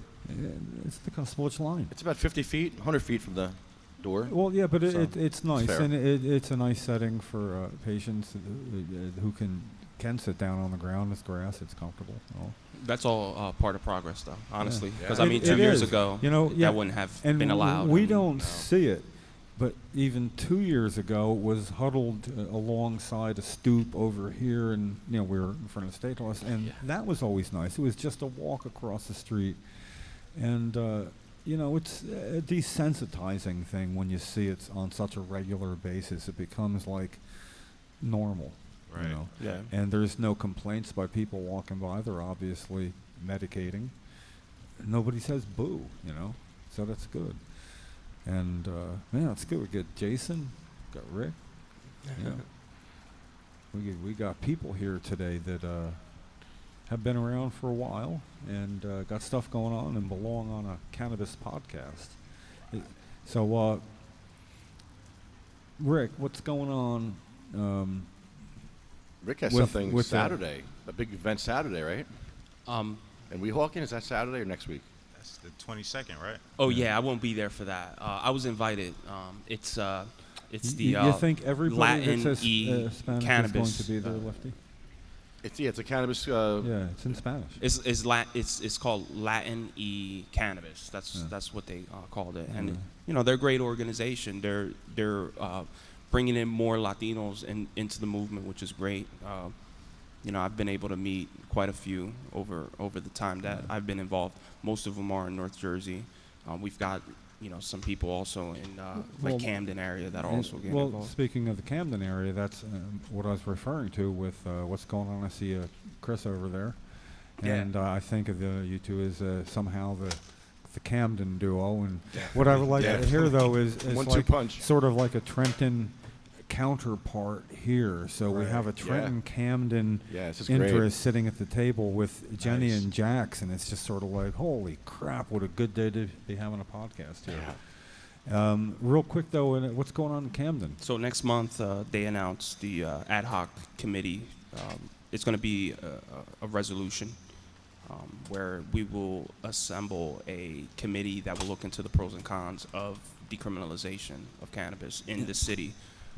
In the city of Camden. Yeah, and they actually want to take a nice page out of what Philadelphia did. And They want who's taking the lead on the city council? so on city this? council is a good friend of mine, Angel Fuentes. Great progressive, especially being that the city council that he's involved in is very, they're Democrats but very conservative Democrats, very Christian, drugs are bad kind of like mentality. It's interesting to me for Camden as well as Trenton, but for two different reasons. In Camden, they've been forced to have to change the way things go with the shake-up of the police department years Right. back to having county. What is it? Camden. It's a metro, yeah. metro. So it's a Camden County So, metro but department. they've gone around with that, and they do try to change where it could be beneficial, and having you and Chris and Vanessa and now an Angel, a team working there. It just seems like the right presentation could be made where it's actually rings true that this would be a benefit for Camden, and it'll alter lives in ways. I mean, basically, We've by been not able- having things taken away with criminal arrests for cannabis. Right, we've been possession. able to show them how it's negatively impact these arrests, have That was, negatively yeah, I s- impact the community. I mean, again, we go about, we all know this already. African Americans, people of color are 4 times more likely to be arrested for possession of cannabis, which Camden and Trenton as well consist of mostly minorities. So why do you continue to like hurt your own Right. people with these Right. ridiculous laws and these ridiculous arrests all based off racism? So what's going on now? What's Trenton's counterpart? You know, the decrim they're doing here. I wouldn't say it's a counterpart. Like, I mean, we're all working together. I mean, in the process. Well, like, yeah, you're running side by like- side. I mean, you're going pretty close to the same direction, Like, different we cities. really haven't even This is state capital here. started with it. Well, Camden is perfect, seeing as though it's right across the bridge from Philly, and Philly Yeah. has a great thing going on with their decrim. But Well, and Chris like, can make we're- that connection. we're easily. starting off with just like educating the community, like Trenton as a whole, the residents, people here. There's still a lot of the old stigmas still holding on, like cannabis is bad. Well, not even cannabis, marijuana. They still use the term marijuana, things of that nature. So we planning on an event August 12th. That's the set date. The permits are in. Okay. The insurance is in. It's supposed to I messed up on the insurance, but I have to change a little bit in the description. Hopefully everything will get approved by the end of the day. And This August, is the 12th of August. yes, the 12th of August. I mean, Well, we're what day? coming out. Is that a? It's a Saturday. Saturday. To be 4:20 to 7:10, of course. Mainly, we just want to enlighten the public. I mean, the community. We want to get everybody out, as many speakers as we can, different backgrounds. I mean, everything, enlighten the people about the benefits of legalizing, decriminalizing, the spiritual aspects, medical aspects, industrial aspects, all of it. We just want to flood them. The first event is going to be in Trenton, but we plan on doing them all throughout Jersey. I mean, once we get Chris and Rick, I mean, they got the time. We're going to get down there, have stuff down there. Lefty, hit up Patterson, Bayonne, whatever. Are we you gonna know? do? Are you gonna do the free food thing? Yeah, that's in the works. That's definitely getting done. It's sort of like, how often do you get the chance to go for that and say, free food, Yeah, hot dogs and whatever? That was another thing where I I'm mean, kind yeah. of stuck on trying to place the food. Oh, Barney, I haven't seen that in forever. Yeah, I think it might not be all that hard to get some quick sponsors to help with the free food idea, because I don't know, it just seems like you're in the right frame of mind to listen and see what's going on and have information if you know.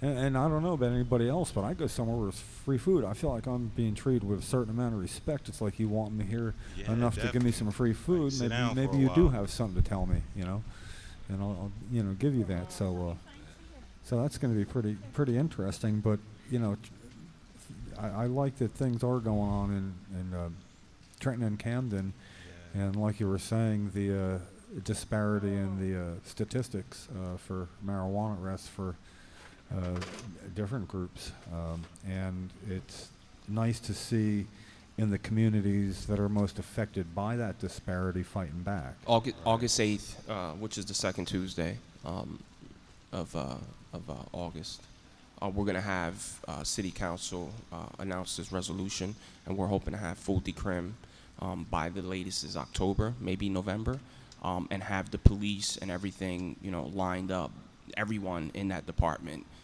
with what it is that we're doing by January. So that way we can stop. Nice, We can huh? stop the total arrest, and they can concentrate on harsher crimes. Now, I've been able to talk to a lot of the police. You know, I grew up there. I don't live there anymore, but I did grow up there, and I know a lot of, you know, members of the police, and they a lot of them support it. You know, like they're telling me that, you know, they wish they can let go of a lot of the people that they're arresting, but the problem is that they have to have their body cams when they're you know, approaching these people, and if they're the offenders, if they have their body cam on and they're just letting people go, they could get them in trouble for not doing their job. So we understand, where they're coming from. So we're not going to stop them from doing their job. This just gives them, something else to use in their arsenal to fight crime, and giving someone a ticket instead of booking them and being in the police,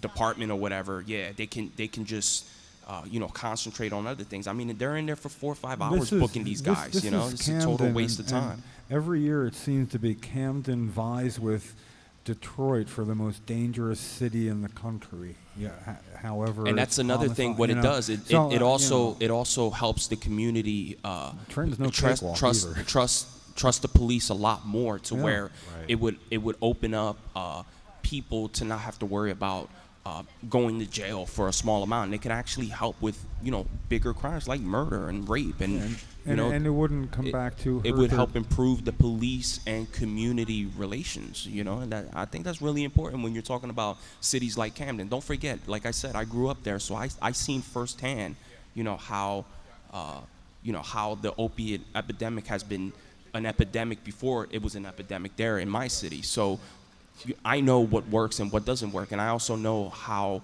people engage with police. I understand all of that. I've been there and done it, and this right here, like I said, gives them another tool to help improve that relation. Yeah, they should appreciate that. And while that's going on, you can make sure people in Trenton see that Camden's doing something, because the natural reaction, if we're telling people in Trenton, look what's going on in Camden, it's in the back of the heads, why isn't it going on here? And well, we got people in Patterson, we have people in Elizabeth, and we have people in Jersey City that are also moving forward to try to do this. Well, then they'll be watching carefully what's and they're going watching on what in we're Camden. doing, and they're talking about it. And it's just city council. There's not even activists doing it. It's their city council actually talking about this right now, because they're watching what it is that's going on in Camden, and they understand that, there is a big disparity, and it's affecting their community, and it's affecting their constituents. Well, so far the media portrayal is very accurate. It is. Which means KYW 1060 covered it Tuesday. Action News wants to cover it, and there's a couple other news media that are looking to really get, and I'm inviting them. I'm not even giving them any quotes anymore. I want them, if they want a quote that bad, to come out to city council and cover it. That's the way to do it. You can't give them what they want right then and there. They want something juicy, come see us. Yeah. And then showing up. Yeah. They get their own story, but that also gives it additional credibility. Jan Heffler, shout out to her. She covered it beautifully. She was the first one to really put, a nice spotlight on this. And Chris Goldstein, of course, he's been covering this for a while, and he's also brought a lot of positive attention onto this. So, we have a lot of good influences, and we have some really good allies that are joining us in this movement. It's not just me and Chris; it's a bunch of other people. Yeah, well, and when it's happening at the city council level in other cities or towns, municipalities of any kind, when they don't need activists to march in, that's why it's just such two perfect places. I mean, Trenton, which is, of course, it's the state capital, but it's all reachable. It's not a spread out huge metropolitan area, state capital, and Camden has its own reputation, but is at the moment enjoying a pretty good low murder count. Which is sort of the barometer for how things are going in Camden. What kind of Someone asked me yesterday, why is it that they're doing this in one of the most drug-ridden cities in the state, and not only the state but in the country? And I said, you have to understand that that's even more reason to do it. You've got all these other drugs going on, and listen, I'm not saying let's pick on this drug or that drug, but we have some deaths that being contributed by the opiate epidemic, and it's been going on in Camden for so much longer than it has in the suburbs. So this will allow them to concentrate on trying to reduce those deaths. Yeah, and oddly enough, more behind the scenes, that people would not be getting arrested for cannabis possession. They might more freely feel able to possess it, Right. and those that have opiate prescriptions or pain, And they're understanding whether, that too. they might smoke some cannabis because they got to deal with injury or pain and things and opiates and the constipation, and they do that. And they might not know about the synergistic effect, and they're going to need less opiates, but they would find out. So it's good on many levels. That's another thing that, in the future, when everything is done and over with, legalization is good here in Jersey and stuff like that, I would like to help decriminalize all drugs, even hard drugs, because I think that we're wasting too much time on allowing the police, like we allowed the state police here in this state to control the medical marijuana program. We've allowed them for too long to control, the drug problem that this country has. And what's happened is it's not a criminal justice issue. To me, it's a healthcare issue. And we should allow healthcare professionals to be healthcare professionals. I wish I could remember where I heard about this last week, somebody adopting it, and I feel Colorado. Was it in Yeah, Colorado? they're working on decriminalization of all hard drugs there, which is great. I mean, it makes a lot of sense. One of the leaders of that movement is saying the same thing I've been saying. He's from the inner city. He's been saying, look, why are we locking away people that are addicted to drugs for? Let's get them help. Let's get them in rehabs or whatever it is that's going to help these people, not throw them in jail and then have them come back out and then arrest them all over again. It's a waste of time and resources. Well, Do it you seems. want to know what's really interesting is looking back at the research in this opioid. I'm 3 weeks away from finishing my master's in nursing education. And I Congratulations. did history. Yeah.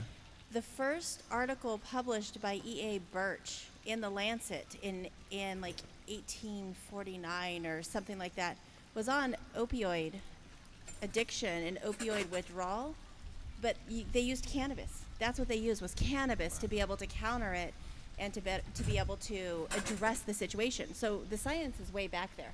I've got to go chase after Jack. I think that was also in the research that was done back in 1974 when, what's his name, Nixon, Yes. was in charge, and they did the research, What's and they his were also name? saying, Nixon. yeah, they were, Schaefer report. yeah, Schaefer report. They were saying the same Yeah. thing, Yeah. that it contributes to helping with fight cancer, and it also contributes to fighting opioid addiction back in the 70s. Yeah. And that wasn't the answer they expected from the No, Schaefer and so what they do, they Commission. threw out the whole research in the trash, and they classified it as like top secret. And thank God we had some good people that were like, no, we have to re-release this again, so we can get this out to the public. And then the Francis Young, the DEA administrative Yeah. law judge, called that arbitrary and capricious. Right. In saying that that was simply not done right. It wasn't done right because it didn't work into their favor to try to enforce ridiculous laws all over again. So. Yeah, I know. It's why I'm hoping we do a little better with whoever may be our next Attorney General of the United States. That if it's not going to work out with Attorney General Sessions, his incredibly He's a reefer joke. madness portrayal of cannabis. It's a joke. It should be a member for the next Attorney General, who will have to be confirmed, I'm guessing. That should be part of the vetting process, taking Jeff Sessions' reefer madness view and saying, do you agree with the previous Attorney General once he becomes the previous Attorney General? Hey, Chris. Chris. So, isn't it nice having a microphone when you need to say something to somebody past the demarcation line? Get him on here so we can talk a little more. I gotta get back to work myself. Oh, dude. All right, well, listen, Jason, it's the 12th of August, August 12th. and this is going to be Yeah, I don't at expect any problems the from the city permits getting for this permit through, for- so yeah. Well, yeah, August 12th, let's put a approach it stamp like on it is and call off things if there was a problem, but it's going to be July 12th, Mill Hill Park, amphitheater, and rather than have the food vendors as we did at the last gathering there 2 years ago, to just have food, yeah. I think it's so important too what they're doing, because what they're raising a nice amount of awareness, and what'll happen is it'll bring more supporters into the cause, not only for helping, not only with decriminalization, but also with helping shape the legalization laws as well. So that's great. I think it's wonderful, and I can't wait till you guys come down to Camden to really do something like that too. We'll be here a little while. Yeah, come on by. Why would I give you a tampon? Yeah, so talking about Camden, huh? Yeah, it should be interesting. I mean, York, Pennsylvania. I was just out there on Tuesday, and the York City Council voted to downgrade marijuana penalties, and they only have about 105 arrests a year in York. But the council was really pragmatic. I mean, they have a nice little bill, and what was cool, they originally wanted to have the first-time offense be like $200 fine or $150, and they dropped first-time offense down to $100, and they also made it so that you can do community service in lieu of paying a fine. So you'd end up doing like 9 hours of community service or something like that. It's pretty sweet. Nice. So, seeing York City Council do that shows you exactly what should be happening in Camden. It's weird that no city in New Jersey has done it yet. And when we started this in Camden, we got sort of like the common set of questions. Like the first one was, can a city in New Jersey do it? And yes, you can. They kept saying no. Yeah, No, you can't. yeah, No, you can't. Well, not allowed. Yeah, you can. And it's funny because against the rules. we had the same thing happen in Pennsylvania. I mean, starting in Philadelphia, I mean, once solicitors start looking at what they can do, sure, they can pass an ordinance to downgrade marijuana possession. It doesn't supersede any law. It just gives the police sort of an extra tool there in the community. And it's up to the police department to implement it. So they're not ordering the police department to do it. It's up to the police to do it.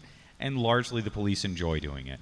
But again, the data that I can get in Pennsylvania is crazy detailed compared to what we get in New Jersey. Why is that? Okay, so Pennsylvania has one of now 3 current public databases for crime and arrest statistics, whereas every other state, including New Jersey, only puts out an annual report. Ooh. So, and that annual report is like the cliff notes of the data. Rather than having access to the full data to interpret yourself, they hide a lot of the data. So I can't tell you what the racial disparity is in marijuana arrests in New Jersey. And I've tried. I've spoken to the New Jersey State Police unit that actually oversees the uniform crime reporting system. Frequently, they know who I am at this point. And they're nice people, and they're doing their best. But there's this state and many others, the confounding thing is that unless they have a crime database like Pennsylvania, unless they make the investment into that transparency and that sunshine, it's very difficult. Because crime data is big. So in Pennsylvania, I can tell you, like the Cosmo DiNardo case, the guy in Bensalem who killed the 4 young men out on the farm, it's being attributed that he lured them there because he was a marijuana dealer. And he may have committed other murders in the course of being a serial killer, essentially marijuana dealer. And that makes a couple of things really apparent. He was in Bucks County, which has been, and also he was in Bensalem. So I just ran this data today, and I put it out on Twitter. Bucks County had about 1,000 marijuana arrests last year. Bensalem accounted for half. It was like over 400 of the arrests. It was like the most arrested town for drugs in all of Bucks County. But although they had 400 arrests for marijuana possession, they only had 50 arrests for marijuana dealing. There were only 83 arrests for sales and manufacture of marijuana in Bucks County all of last year. So Cosmo DiNardo, this guy who's like dealing marijuana, he had nothing to fear for arrest, but his customers were out there running a gauntlet of police every day. The other thing about Cosmo's case is that several of the victims were under the age of 21. And this is where we have to start seriously having the conversation about legalizing marijuana and what that means. It's ridiculous. You get carded. Well, it's ridiculous to have it be for 21 and up and not 18 and up. When I look at arrest statistics, Jim. Yeah, what is in that 18 to 21 year 18 range? to 20, out of 18,000 arrests in Pennsylvania last year, 18 to 20-year-olds made up 5,000 of those arrests. Out of how many? 18,000. Whoa. So it's a chunk. Yeah, it's a huge chunk. Yeah. And also, too, in Cosmo DiNardo's case, like if we legalized marijuana in Pennsylvania tomorrow, the 19 and 20-year-old victims would still be going to dealers like Cosmo DiNardo because they wouldn't be able to go to a legal marijuana store. Yeah. And Cosmo didn't card. And Cosmo never carded. And he sold guns. You're right. That was his other deal. So we have to have the conversation as advocates and realize that we're never going to get rid of the illicit market if we leave 18 to 20-year-olds out of legalization. They're going to keep a market enough going for them that it's going to keep the whole illicit market alive. What's the age in Colorado, Jenny? It's 21. Age is 21. Sorry. Yeah. It's Yeah. not working. It's 21. And we have the same issue, but the difference is usually if there's a medical need, the kid just goes and gets, as an adult, as 18, they go and get a medical card, Yeah. and then they access it that way legally. Yeah. So there is an avenue for them, although it's not the recreational. Yeah. Well, and it's also pretty easy to score some weed underground in Colorado. I've heard that. It's so easy, but it's also easy to score a medical card for less than $100 as an 18-year-old. So it's much tax-wise, it makes more sense to do that, especially in the springs where we have no rec sales. Right. It's just easier for them to go to a medical doctor, go, oh, my back hurts, or I have menstrual pains for a man, and hey, they get a card. Right. Well, I mean, but still, here in New Jersey, we're probably not going to have that kind of a medical program. We're not going to have that kind of medical access. And you know what's weird about California? As they look to regulate marijuana in California for all adults, they're talking about getting rid of the registry cards for medical marijuana, which I think is going to be bizarre. I mean, right now they've got about 700,000 card-carrying medical marijuana patients across California. And the difference here is that the state is going to be regulating adult use sales, but the counties have been the ones issuing the medical marijuana cards. Since 1996, the way Prop 215 worked, it wasn't ever the state of California that was responsible, or the Department of Health of California that was responsible for the patient registries. It was the county's Department of Health. That's why I had some counties have registered patients and other counties for years registered none, like San Diego County. So The thing is that that wasn't required. So No. I've had the card in California because his dad lives in California. Jaxs had a California card, and all it is that the letter from the doctor. That's your card. Right. You don't have You don't to have have one. to register with the state or the county. No, but in the context of what patients have and why in one hand I see both sides. The registry argument is an interesting one. Like, should you have a medical registry or not? Or should you just be able to go to a medical dispensary without having a registration card? You know what I mean? You can go to a rec dispensary or a medical dispensary just if you decide. In Maine, they passed something called the Medical Marijuana Patient Privacy Protection Act. And that's because registered patients in Maine were getting kicked out of public housing and were losing jobs when they were registered on the registry, right? They thought it was giving them protection, but it was actually working against them in that way. So they made the registry there voluntary to avoid the problems. You know what I mean? So the question is, is California doing it right or wrong by eliminating the cards? I argue, like in a place like New Jersey, the card gives you a pass with the police. It helps you avoid so many of the problems that you encounter every day. Sometimes. You know what I mean? Sometimes. Right. Depends on the color of your skin. Only if you're white, yeah. So, And what township? What yeah. police force? if you're white in a nice town. But on the other hand, without any cards at all, I worry that patients don't have that level of protection. You know what I mean? I'd have to Because the agree. card also, it's not just with police, it's with like CPS, it's with all these places where you encounter an authority person who would challenge you over having marijuana. And that's your, hey, I'm a patient, leave me the fuck alone card. So without those, I feel like those 700,000 people, I feel that's why patients join a registry at all rather than be underground. Like, especially in like New Jersey or New York, these states that have really tough programs to get into. Patients join the program to get the card, not just to go to the dispensary, but because it gives a level of psychological relief. It gives a level of legal relief. Yeah. You know what I mean? Which has a value that you can't significant. calculate. Yeah. Yeah. And then, it was no secret when I read the original statistics of how many patients, the first set we ever got, how much cannabis was sold from dispensaries and how many patients they served. Oh, yeah. And it worked out that each patient got an ounce and a half that year. Yeah. So, Well, but that was when it cost $540. oh, even plus last year. tax and Even all. last year, Jim, So, the New Jersey Department of Health puts out an annual report for the medicinal marijuana program that glowingly puts out the numbers of production in pounds, like, X amount, 700 or 1,000 pounds of marijuana for all these patients. But I did a calculation based on that, and it looked like none of the dispensaries in New Jersey, which are vertical operations, they grow and sell, none of the dispensaries in New Jersey grew more than 3 ounces in the whole year, produced more than 3 ounces for every patient. So, New York has had an even worse side of things where they have like cannabis oil only law up there. Yeah. They registered 13,000 patients, and the New York Department of Health says that only 6,000 went to a dispensary twice in a year. So that's 14,000 people who got a card. Yeah. Like I said, for these legal protections. I mean, those Yeah. 14,000 well, if it shows people. up in your system, you know, you have a card. Right, that too. But only 6,000 went to a dispensary twice in a year. It's even funnier that 6,000 went to a dispensary once and then never went back. You know what I mean? They saw what the prices were. They saw that the products sucked. You know what I mean? And this is nothing against the operators. It's in large ways due to the regulations within the law. Rather than and it was else. just here. I'm pretty sure my guess would be that patients that couldn't afford $540 plus tax and could get it for close to half that price somewhere else had a choice to make. They could afford 2 weeks medicine or 3 weeks, depending where they got it. So if they were going to get it at a dispensary, they were going to get way less relief than if they got it somewhere. But as one particular patient found out, you do have to make occasional purchases. When we first got into the program, we were paying over $500 an ounce.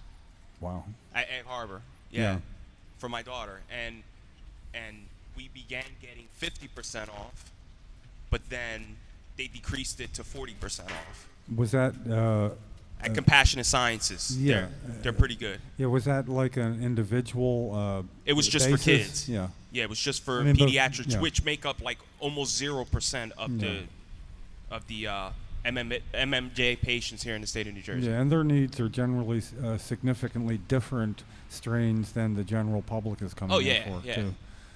And sometimes they don't even have CBD flower at any of the dispensaries because it's not as in demand. Yeah. Well, that's also why it should be good that they should be allowed.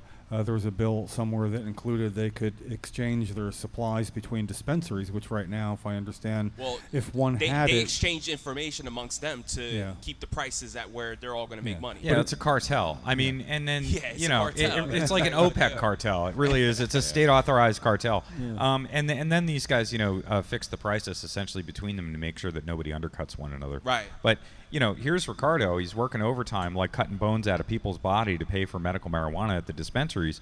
Meanwhile, we know a lot of patients for those that don't know, Ricardo, he works in a hospital setting. Yeah. So. Yeah, he does. It's not a figurative thing. He's no. Yeah, he said. Yeah, I'm not talking about his spare time activities here either. This is his workaday job. It's just my regular job. Imagine what I do during my spare time. Yeah, that's right. That's right. Same thing, only illegal. Yeah. Construction in a different way. Yeah. Ricardo's working overtime to pay for medical marijuana for his daughter. We know a lot of patients are, qualifying patients are living with chronic conditions, and oftentimes they're on SSDI, which is, Social Security Disability Insurance. So the idea that these dispensaries, basically patients are out there cashing their SSDI checks and handing them over to these dispensaries is ridiculous to me. When every other aspect of being on SSDI tries to give you an advantage to your medical care. You can get on Medicare and Medicaid. You pay less for pharmaceuticals if you're on SSDI. You have all these advantages to help with your medical care. But if you go to the medical marijuana program, they're going to charge you out the ass. Out the ass. I don't like that. No. I don't like the idea that, even if they're not going to take into account low income, even if they're not going to take into account some other things like that, they should take into account people who are literally on government disability assistance and have that discount available for them especially. Because, again, these are state-authorized cartels. They're state-run businesses. The state has a responsibility to regulate this program for patients, not for the industry. So, we really have to start, holding these things accountable instead of just, like, seal clapping and saying, everything's going fine, So some people on assistance, SSDI, I think they might get $700 a month.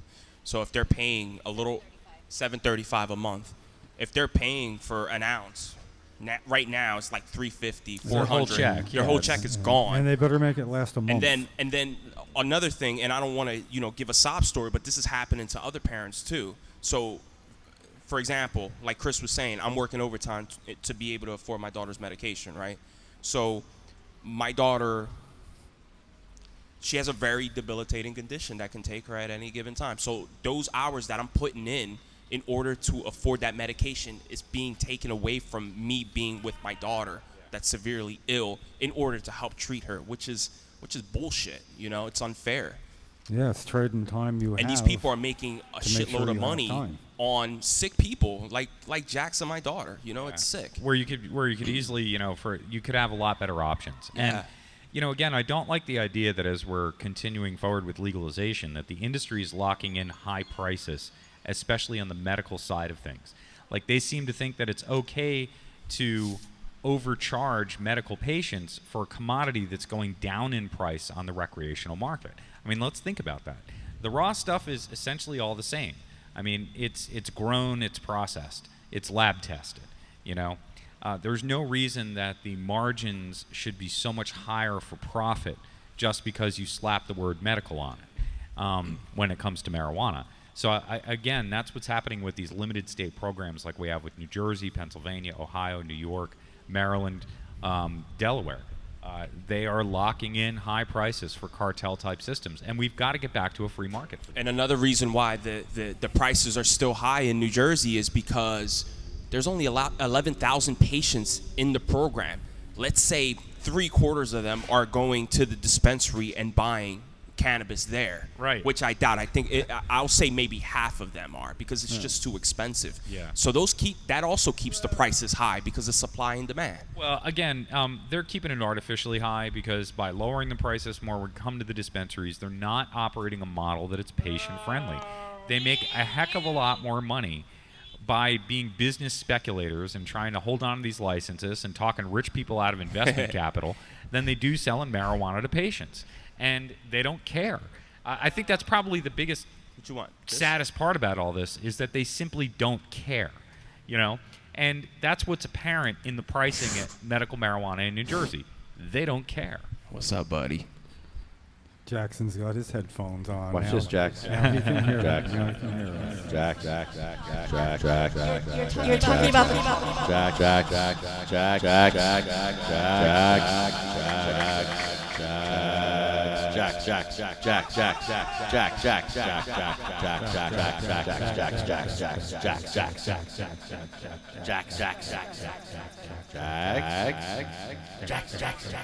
Number nine. He's loving it. Do it, Jennie. You're a star, Jack. Jackson Storms. Jackson.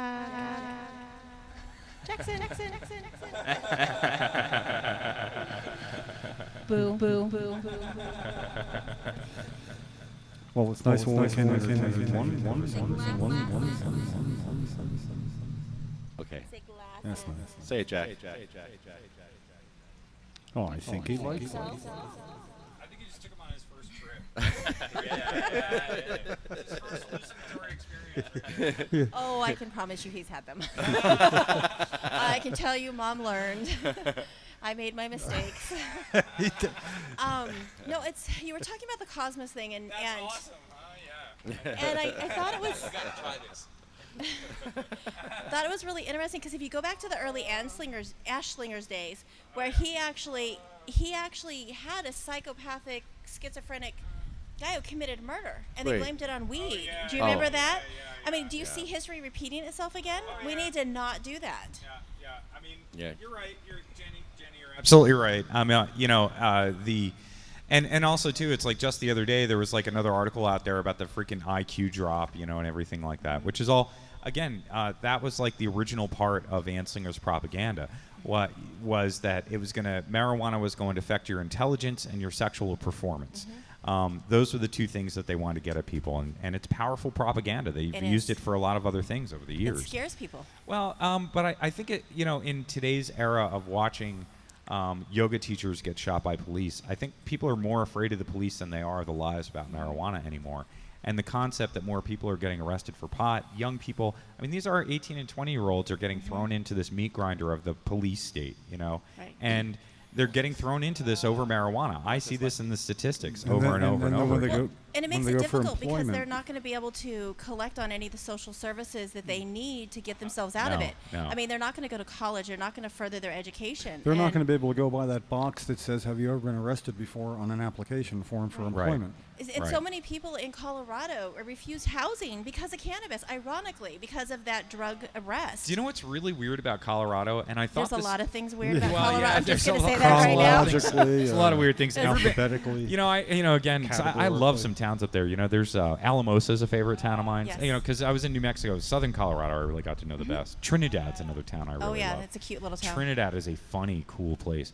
But you would have thought that states like Colorado that legalized marijuana would have stopped testing people for THC on pretrial probation and parole. Yes. But it's only medical patients that have the exemption. It's In some counties, not all counties, no, and not all no. places. Hickenlooper just signed a law 6 weeks ago that said that all Okay. medical patients have an exemption now. Okay, perfect. But not everybody else. So what we see, even in Colorado, Even the recreational users. right, 25% of substance treatment admissions in Colorado are marijuana.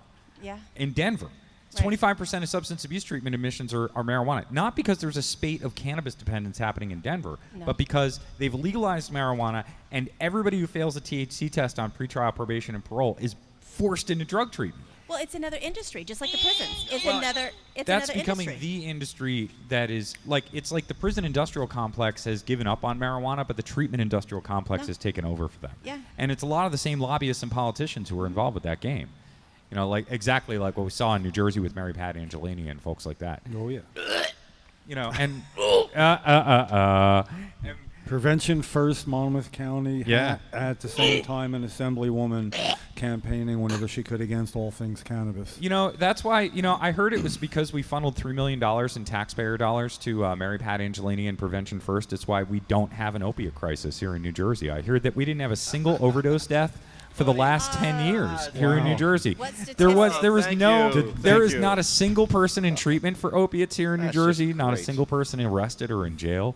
They prevented opiate crisis here, and they were amazing. Wow, It you're all, my it all it hero, cost, Mary Pat. all it cost was $3 million a year in our tax dollars, funneled right here from the State House into Mary Pat Angelini's pockets in Monmouth County. Not like we didn't come up and talking about it.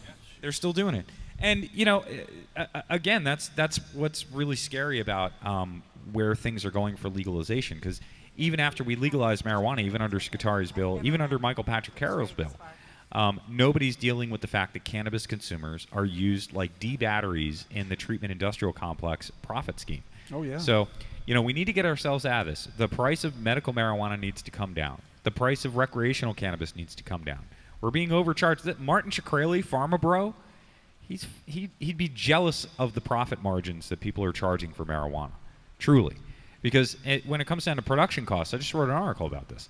It comes down to production costs. I mean, it's pennies on the dollar for what they're getting in profit. I mean, the markup is more than 400%. The markup on hash oil is like, I don't know, in the scale of 1,500% from production to retail. That's massive. This is something that they produce. They can produce a pound of hash oil for $700 or $1,000, and then retail it for $35,000 to $70,000 in products. That's massive.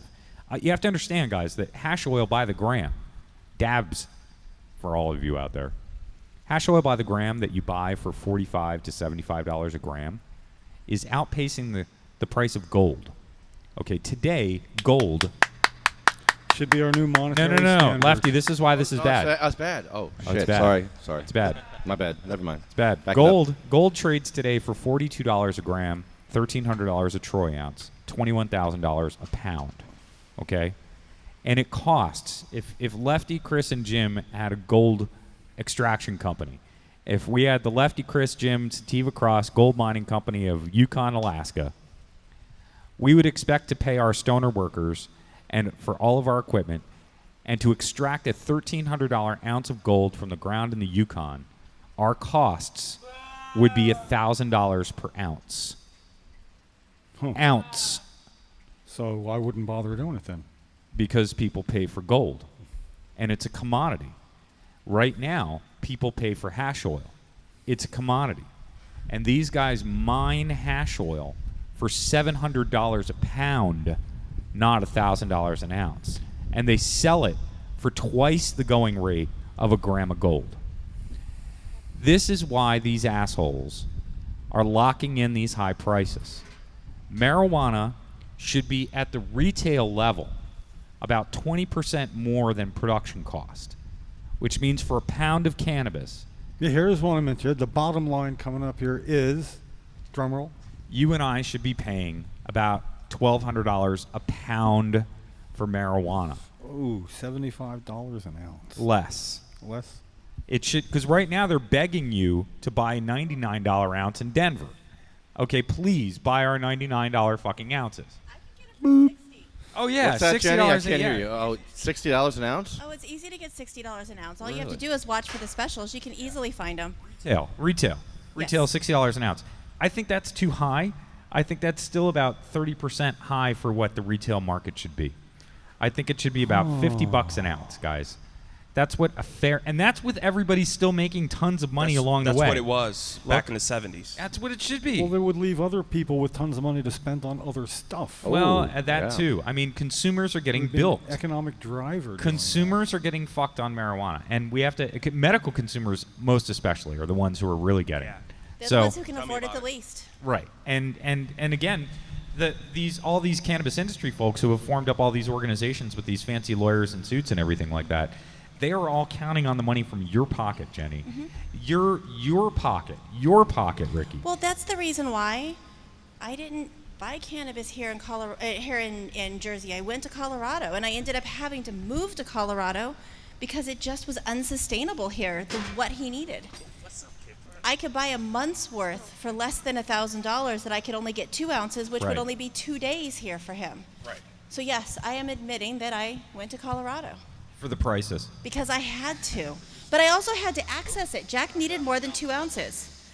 Chris, it's okay. He's not going to light it up. And that would no, be, I just don't wanna that lose- would be his max. he I just will- don't want to lose my lighter. But He's he will 18. spit on you. He's 18. He's going to steal a lighter. That's what I did when I was 18. Actually, he'd probably just give it to Lefty. Yeah, I'll steal it. Come here, Jack. Give me that I lighter. stole all my lighters when I was 18. Okay, I want you all to see Jack's shirt. We had to wear this today.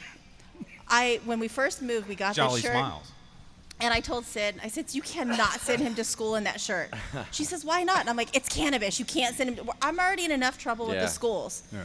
We looked it up. It's a dental firm, a dental office. And what does it say? So others It that says can't- Jolly Smiles. Jolly Smiles. That's Colorado for you, though. You know? It looks like it's Colorado. a cannabis shirt. It's not. It's not a cannabis shirt. Not yet. It's a dentist shirt. Profilers. Everybody's just a default stoner in Colorado. You know what I mean? That's what they think. Well, Well- the altitude's so high. It's like you're high all the time just from being a high altitude. You got a So. city, mile Well- high city. That's like a goal here to be. Well, a I mile remember high. when we were talking, because I'm on the special advisory committee for the school district, and I remember when we were on the committee, this one lady comes in and she's like, what do you mean? We're going to have a policy that's going to allow cannabis on school grounds, and we're going to allow this. This is before Jaxs law, not this Jaxs, the other Jack, was passed.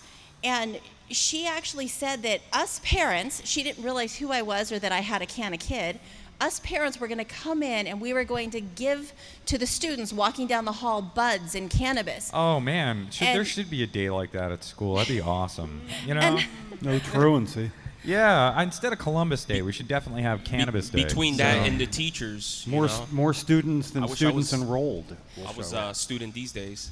But it was funny because I was talking about it and educating the lady and says, it could be a patch. They could just have a patch.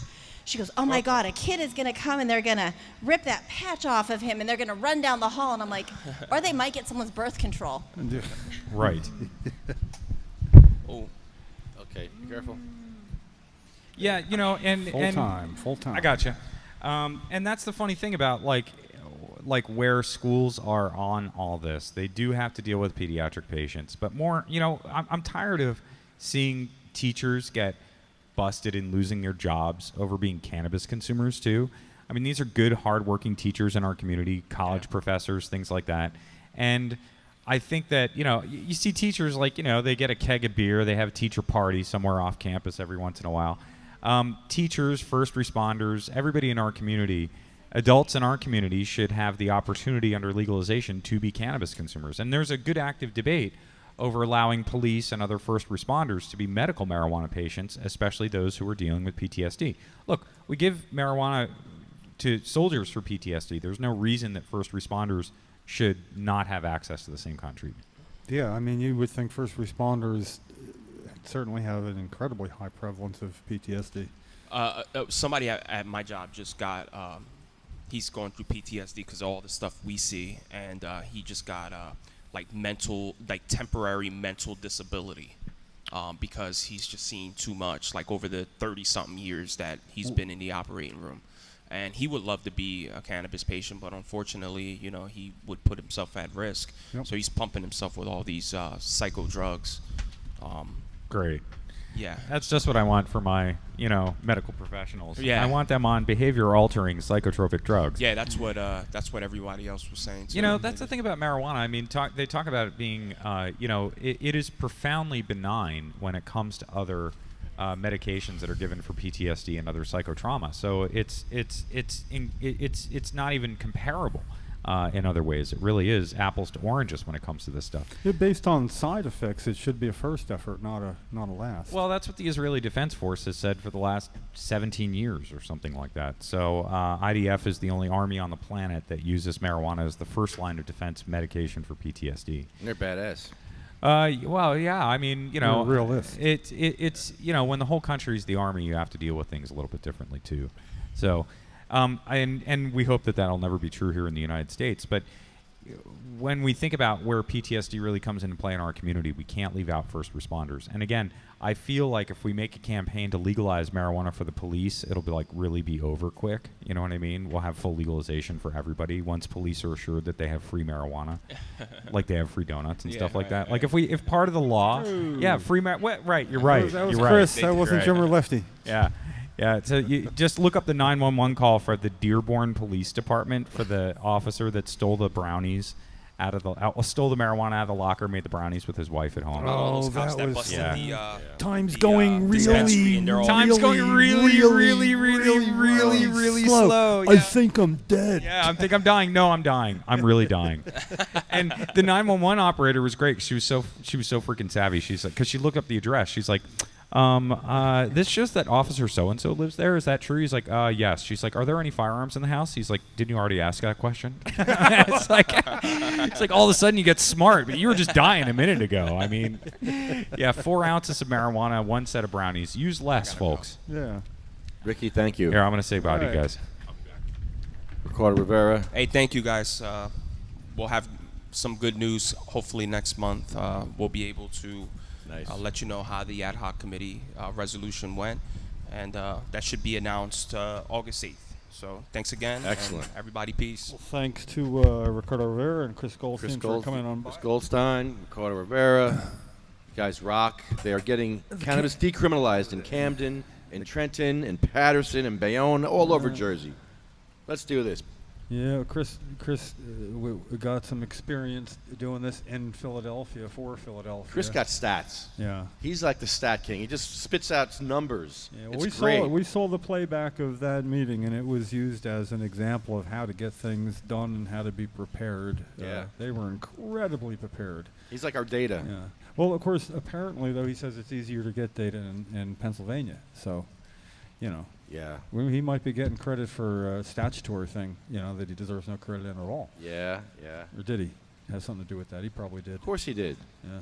Chris does everything. And to those, he has a column in the Philadelphia Inquirer, which is like the 12th largest paper in the country or something. Yeah. See, I just throw figures out like that because, I watch national news, and that's how it's done. You just throw figures out. I get to do that too now. I'm trying to act presidential. We had a query with my better half being a teacher. And what if a student got caught lying and said, I was just trying to be presidential? I mean, if a fourth grade student was just trying to be presidential, that's all he might know about presidents, what's current. And it might seem like the normal thing. And I think it's become even apparent to somebody in fourth grade there's a certain amount of regularity and non-truth. I wish I could just make stuff up and it would be true. I mean, even in my world, even if it wasn't, Or you could say, no, I wasn't. No, okay, sorry. Go ahead. Go about your business, Mr. Miller. But it doesn't work that way.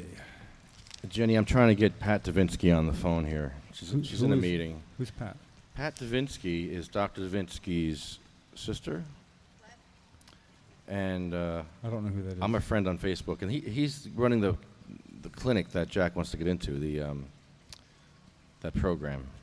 It sounds like it looks like he's going to be able to get into the one in Miami. It just means I can't visit you folks up here in Jersey. No, we want him here in Jersey. Well, What sadly, time of year is it in Miami when this what will time happen? of year is it? Well, will it happen? Probably this. It's gonna. I don't know. I don't know when we can get in, but once we get in, it's gonna be nonstop. It'll probably go through the winter, which will be nice. Yeah, then you get people to visit you. There we go. Yeah, come down and see us. Yeah, I'll come down. I want to go to Disney. Who wants to go to Disney? I do. Wow, that's a Me. big place now. I understand. So yeah, I want to go to Disney when we're down there. He's falling. Nope. Sorry. Well, I got to tell you, judging by the way he liked your sound effects, if he liked that, he's going to love Disney. Yeah. Oh, yeah, he'll love Disney. There'll be a whole lot of, what the hell is this big cartoon character doing? You don't see big cartoon characters around here. Well, you do, but that's down the end of the block. Oh, yeah, you can't have cannabis in Disney. Yeah, none. Medical, nothing. No. Suffer. You must suffer at Disney if you're a cannabis patient. And by the way, why is there a tampon here by my computer? There's a tampon here. What, did you do? Daniel Brady put that there. Daniel Brady put this here? Yes. Why? I don't know. I thought you two had an understanding that I didn't It want to know anything smells about. funny. Are you serious? Dan Brady left this for me? Yeah. Are you kidding me? No, I'm not kidding you. Why would you let him leave the tampon anywhere near where? I thought maybe it was a new method. Oh, and, you know. my God! I thought Jenny was playing a joke on me. No, I mean perhaps it's a new. Oh, wow! It's ew. Yeah, it's known to bypass Oh, certain come parts of on. your system. It's green. I'm thinking it's a cannabis tampon, but it's not a cannatamp. It's not a cannatamp. It's just gross, man. Okay, well it is about cannabis, so I can't say much about. Yeah, stop with that. Here, you eat it. Yeah, stop with that. You play with it. I don't want it. You say that like it's a good thing. I feel dirty. My hands smell now. Oh, you have so many other reasons to feel that way. Just board a different bus, you're going to the same stop. Doesn't matter. All right. Well, I'm gonna give Pat a call. I'm gonna give it a shot. When did she call me last? It's not like he's going to get in touch with people in Miami and say, watch out, because Jenny comes with this guy Lefty who just calls you no matter what. I'm gonna give her a shot. What do I got to lose at this point? You don't have anything to lose. Nothing. We're gonna help Jenny. We're gonna help Jaxs. Well, that's Yeah, they think I'm nuts too, so don't worry about it. yeah, that's what I'm saying, you know. And they talk. They're going to warn Miami. It'd be just like Senator Cruz Perez warning other senators. Once you start calling, you don't stop. Or Angela McKnight. Or Angela, fuck out of my face, McKnight. That's her name. That's what I was told by her office. Fuck out of my face. Yeah. Very rude. Rudest office. They treated us the worst out of anyone. Out of anyone. You have reached. Angela McKnight's office has no access for handicapped people, and it's a government office that we pay for as taxes, taxpayers. Assemblywoman. Yeah, she has no way to get in her office if you're in a wheelchair. She's on the Health and Senior Services Committee in the Assembly. I mean, on that committee, and yet has no, and it's only really a 6-inch access deal for people in a scooter, perhaps. But or- why isn't the state fixing that? Why is the ADA Well, they're not all requiring?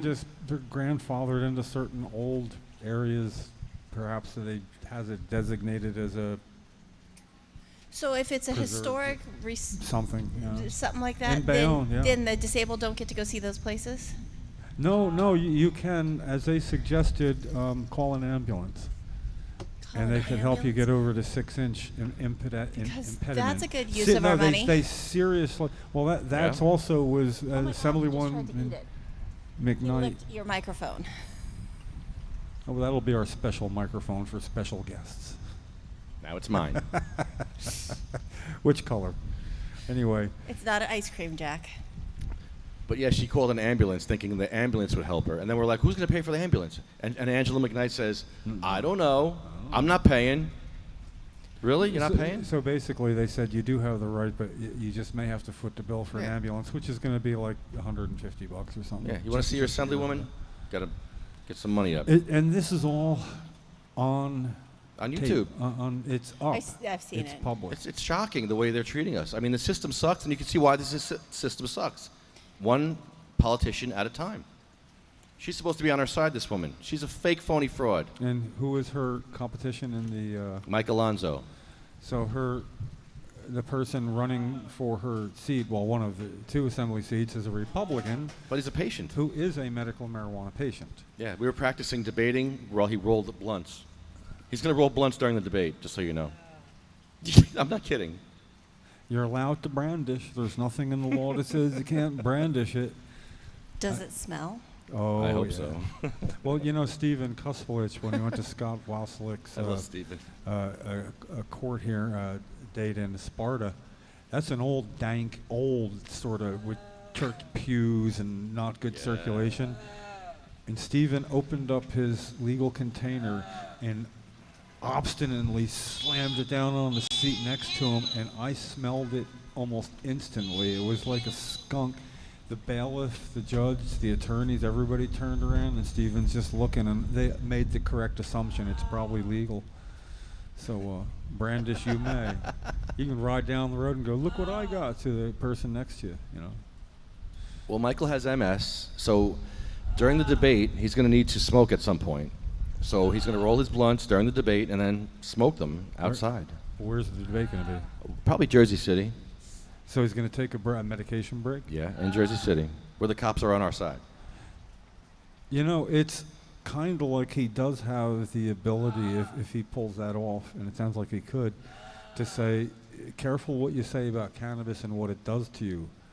Because if I come back after doing what you say is going to be a detriment, you certainly don't want me to make more sense than you then, do you? Yeah. So, you know, and then it'd be a good example. He's not going to come back like Tommy Chong. Jimmy has an easy road. Angela McKnight just laid out the road for him right there. She's uncompassionate. There's also, you know, it's just she's stupid. Do you know what she does as her real occupation? Because there's almost no full-time assembly people. It's considered a part-time job. Oh, what does she do? Do you know? I don't know. I don't either. Not much.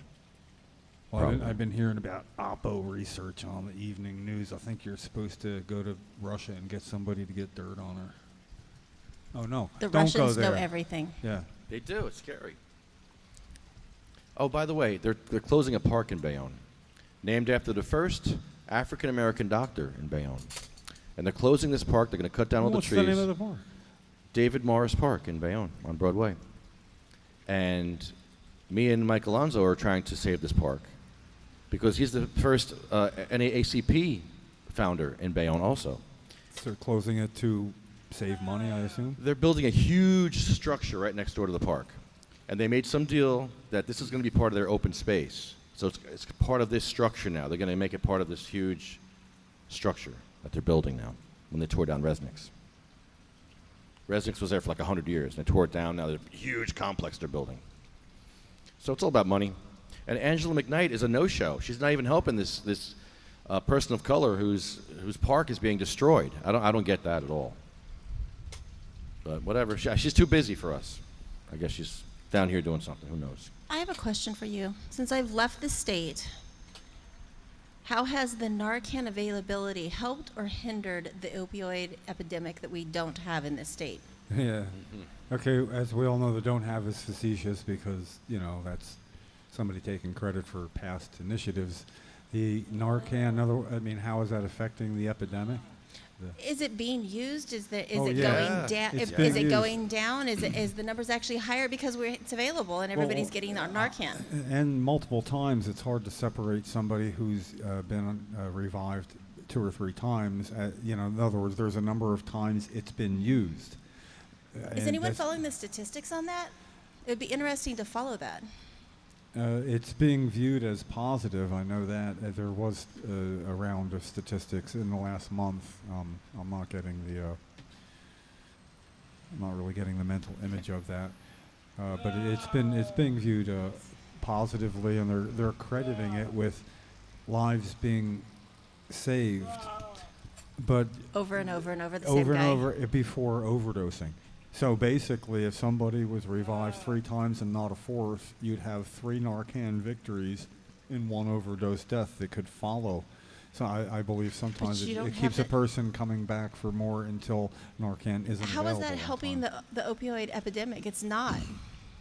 It's supposed to be getting people the help they need through once they've administered Narcan. It comes with information, and you learn about, maybe reach NewJersey.com. You get to go there now, and it's the people that need the services of New Jersey when they do have an addiction problem they want to deal with, or somebody in the family does.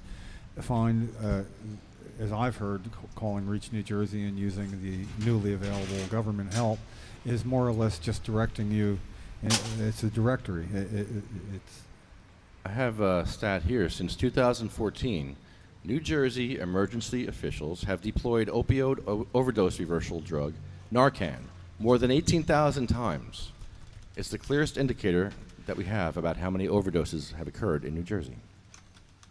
There you go, 18,000 since 2014. Well, that's the indicator of those that needed Narcan. What's the indicator of opioid use? I mean, what is that?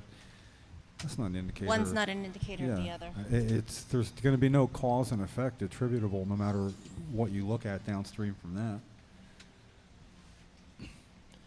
The figures aren't exact. In severe cases, Narcan is deployed multiple times per patient, and the data does not include information from hospitals, but it shows that emergency officials are responding to a constant flood of patients who are suspected to be overdosing. Yeah. Number 1 health concern, nationally and statewide. Cannabis would work so well. This for is that. why we're trying to narrow down our focus this year to, okay, this is life and death.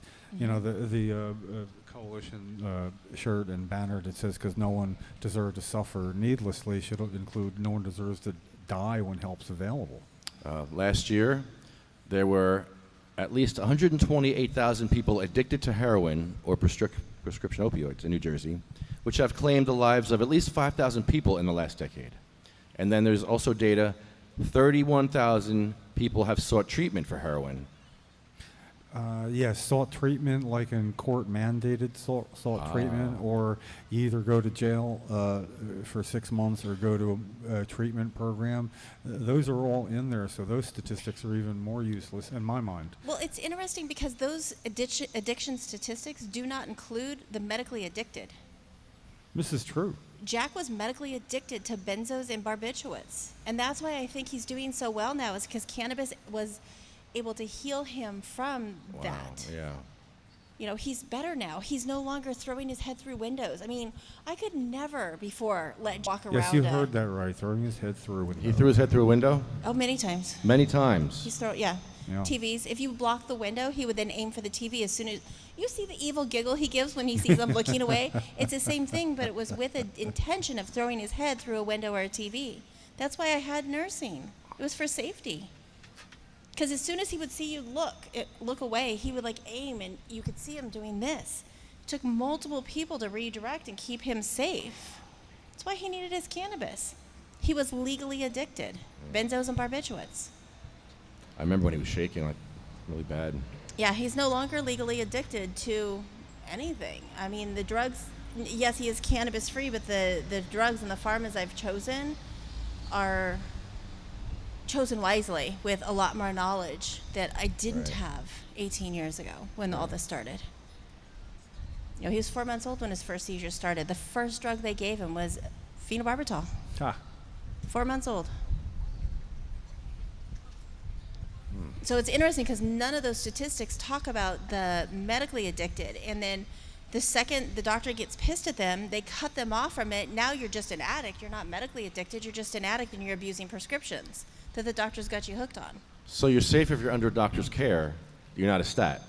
Once you leave That's what it sounds. Yeah, that's what it seems sounded like it. Same addiction, but a different classification. If you have money to pay for a doctor, you're out of those statistics. Right, and your dealer is the pharmacist. Right. Oh, wow. I like my pharmacist. Wow. I used to like my doctor.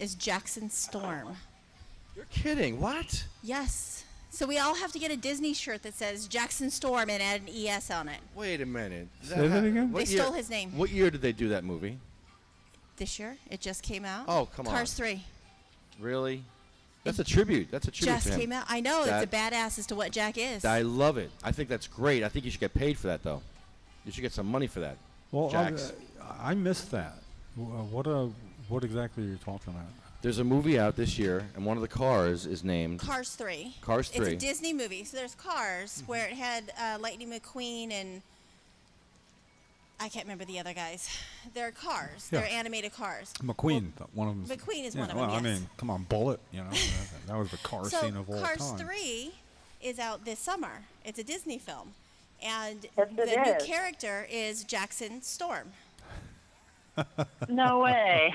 Yeah, that's so cool, man. That's That's pretty so cool. cool. I love it. Wow. You need to get paid for that, though, now. Disney thought he was such an awesome kid. He is, man. See? So when we went to the Disney, because the Cars came and toured in Littleton, so we actually went. And we went to the door. We told the guys there that were working at Disney, we're like, yeah, his name is Jackson Storms. And they said, everybody wants to be Jackson Storms for Halloween. I'm like, no, he is Jackson Storms. Oh, everybody thinks they are around Halloween. I've got an ID. no. It says Jackson Yeah, Storms. all you kids want to be Jackson Storms now. We know, lady, we know. No, my son. His name is Jackson Yeah. Storms. Welcome to Disney World. Look at him go.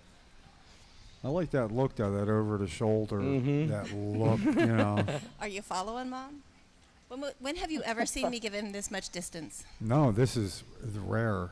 It's, he's just, He's determined. he's going up that ramp. Oh, by the way, the sticker is on the front up there. Yeah. The sticker you put on Jack's back. Yeah. It's on the, as you walk in, it's on the ground. Run New Jersey? Oh, no, Dirty Bong Water.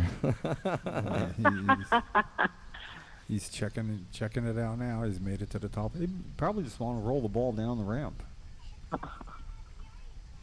Or not. Did they get a bracelet, Lefty? Did you give them a bracelet? Where are the bracelets, Jim? Did you unload the bracelets? The, I'll get one. Let me get some bracelets. Hold on. I'm going to give them a free one. I hope you don't mind. Yes. No. There's a few people that get free ones. So he's just off to get. I'd be your legs for this, man. I'm not faster than too many people, but I think I can outpace you. He is just running. Look at him. Well, it says he's running. His shirt says he's running. It says, "Oh, I'm looking at Lefty. Don't shoot. I'm running away, going that way." And Jackson, let me I go. think he I'm needs running that away shirt. this way. Yeah. Yeah, he's getting That's around. great. Jackson. Look at him clear over there. Yep, and he had a good time by the water in the fountain. It was, really the free reign must be nice for him too, because he doesn't have his mom having to be right there with him all the time. So it gives him some exploratory capabilities. Seems like an exceptional companion dog, medical alert dog. So I wonder. How long have they had that dog? This is new, but I haven't seen him in a while, so I don't know how new. Yeah. And Jennie and Jackson were here originally to be in a trial for an experimental drug, and looks like it won't work out here. The next trial after this is in Miami, probably over the winter, so they'll do that. But to be in the trial, Jackson had to stop using cannabis, and it seems that the help cannabis provided getting here for him, it didn't diminish. It has, Jennie said, she's seen signs of I don't want to say regression, but not doing as good as before. But to me, it's pretty amazing that after this time, it could get him over life-saving humps that he needed to get to just to survive. And the difference is astounding. And you have to know the level that we're starting at, comparing Jackson to his baseline, if it were a graph. And it's just so much better than that. And this is something that a therapist can't do. But now, as she was saying, with a possibility of a communication aid of some sort, not quite clear what, but then he would be able to communicate a little better. Although when Jennie didn't have her glasses on, he can pick up his glasses and go, glasses! And, because he's used to seeing her with glasses on, so. Sometimes. Oh my gosh. But it is just way better. And, this is, these are refugees, Jennie and Jaxs. They're refugees who have moved to Colorado to keep someone alive, or at least healthy enough to have a chance at a, decent life. And what an embarrassment to the state of New Jersey that there should be any refugees that they would have to, and it's not just, okay, pick up and move to Colorado. This is, a professional, a nurse employed in the system, the social system in New Jersey. And I'm sure you have some idea what it might be like to have to change all of that to go from one state to a whole different state, whole different set of way of acquiring certain services. And that's not an easy undertaking, so there must be a fairly important reason for them to go, as it was for so many others. And God, there's got to be, not just refugees from New Jersey, but lots of other states, when Colorado became the go-to place for getting Rick Simpson oil and other oils and just pretty much the whatever helps that individual, mostly Dravet childhood epilepsy patients. Yeah. But refugees, they're leaving the state to save lives. That's that makes it worth coming out here. I don't know, they call it speaking truth to power, but I see it more keeping an eye on things, let them know they're being watched. In a manner that takes a little more effort than simply making a phone call. No, I'm chaining wheelchairs to people's offices. Really? Jim, yes, you are. what would you have done? Now, you push Cheryl around in a bed. What would you have done if you went to Angela Well, McKnight's it office? was a reclining wheelchair. Okay. When it reclined, it looked like a bed, though. I have it done up like a bed. What would you do if you went to Angela McKnight's office, her being on the Health and Senior Services Committee, and let's say you've been through Bayonne, you saw the problems, and you said, I'm going to go get some help from my assemblywoman. You go up there and you see a step, and you went through what we went through with Cheryl. What would you say to her? Well, it wouldn't be totally comparable because I'd be carrying her in anyway, and I got a bother me a sign blown in the breeze. You would leave that wheelchair out in the street of Jersey City? That's no, your option? I would carry her down the sidewalk from the car. I'd pick her up and carry her in. Gotcha. No, there's no parking in Jersey City, so you're going to walk 5 blocks with Cheryl on your back? No, I walked up 3 flights of stairs with her in Texas I know to you see my did. brother. I know you did. But this is what your reality is in Jersey City at Angela McKnight's office. No, I think actually, realistically, in that, I mean, I would have no trouble getting a wheelchair over that myself because I, tilt and I can get up something a foot or more high. Coming down's a lot harder. I go down backwards, but everybody's not able to do that. And in the case of somebody in an electric wheelchair or a scooter, that doesn't work. No. So somebody who has mobility to the point where they have autonomy, they get to go somewhere. I tried to get Cheryl got an electric wheelchair at one point when she was doing better, and it was about 600 paces from our house to a food store, to a Grand Union food store, and I wanted her to be able to go by herself. It was a goal back in '86 or '7 or something like that. So I gave her checked her out in an electric wheelchair, and we're going down the road, and she hit a stone, and it caused it to lurch to the side, which caused her to have a spasm and pull her hand that way, which turned the wheelchair into the sidewalk. So it was sort of like, during that trial run, it turned out to be. Oh man! Hold on a second, see now. I got to fix that sign. He wants. Oh yeah, we can fix that sign for you. Hold on, he's gonna fix the sign. Yeah, he wants to take a good picture of that sign. That's a PTSD one, right? Yeah, PTSD is a big issue in New Jersey. And I'd rather see people with PTSD on cannabis than on opiates and alcohol. Alcohol and PTSD do not mix. Cannabis helps people with PTSD. Yes. It certainly does. Yay. I've seen it. I never was a big fan of high CBG because I don't like drowsiness. But people with PTSD love the CBG. It's sedating. They need to be sedated. They don't like the sativas. They want to be knocked the hell out. Thank you, sir. CBG? CBG. CBGBs? I've been there. It's when you use already decarbed oil.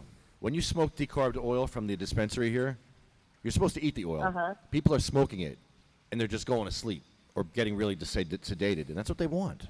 So good for them. Well, if it's time to go to sleep, sounds like a match. It does. But if you took it orally, it wouldn't. Wouldn't be a sedative if you took it orally, just if you smoked it. I'm confused.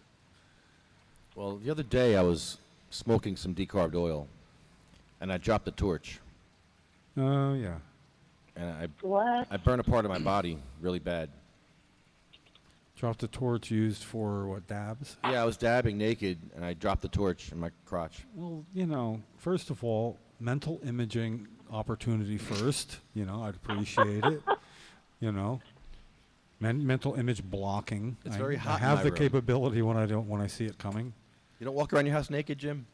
Ever? No, I good. I get my imaging up. I don't mind now. I don't mind talking about it. Only when it sneaks up on me.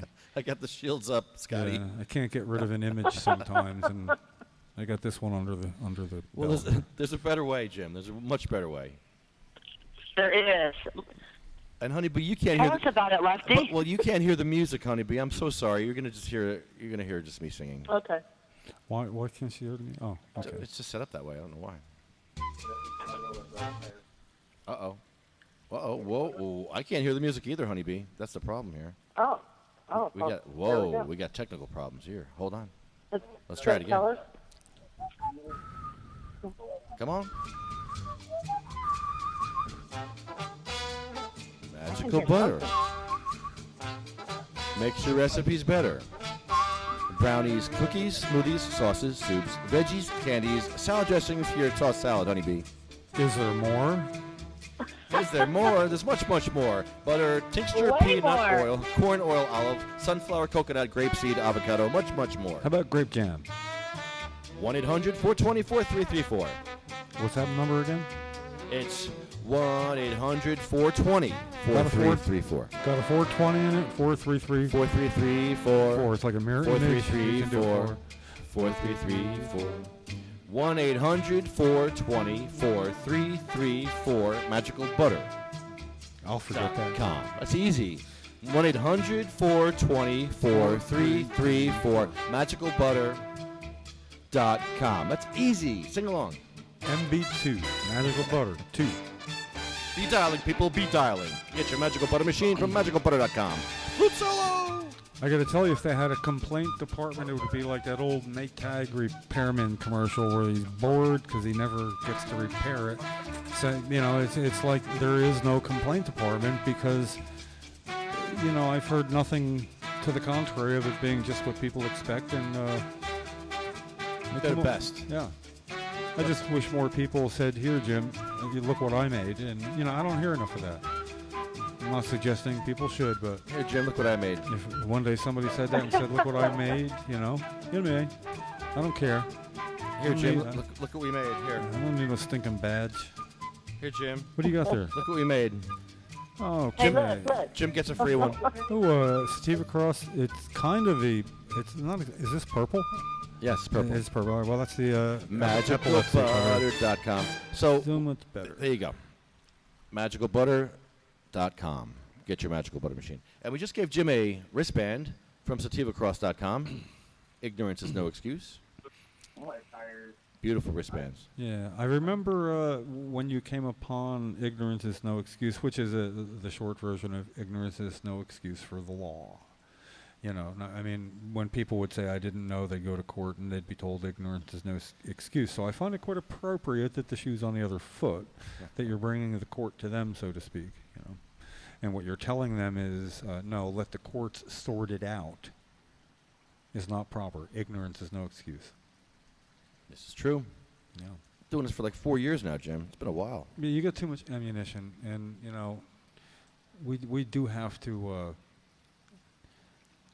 can we call Start the Attorney using that. General? Can we call him now? What do you want I to do? don't see it really, you know, I like I want a the meeting. front door. Well, it's, I should have brought one. I did bring a letter for the governors, you know, hoping to get that to him. And I have that.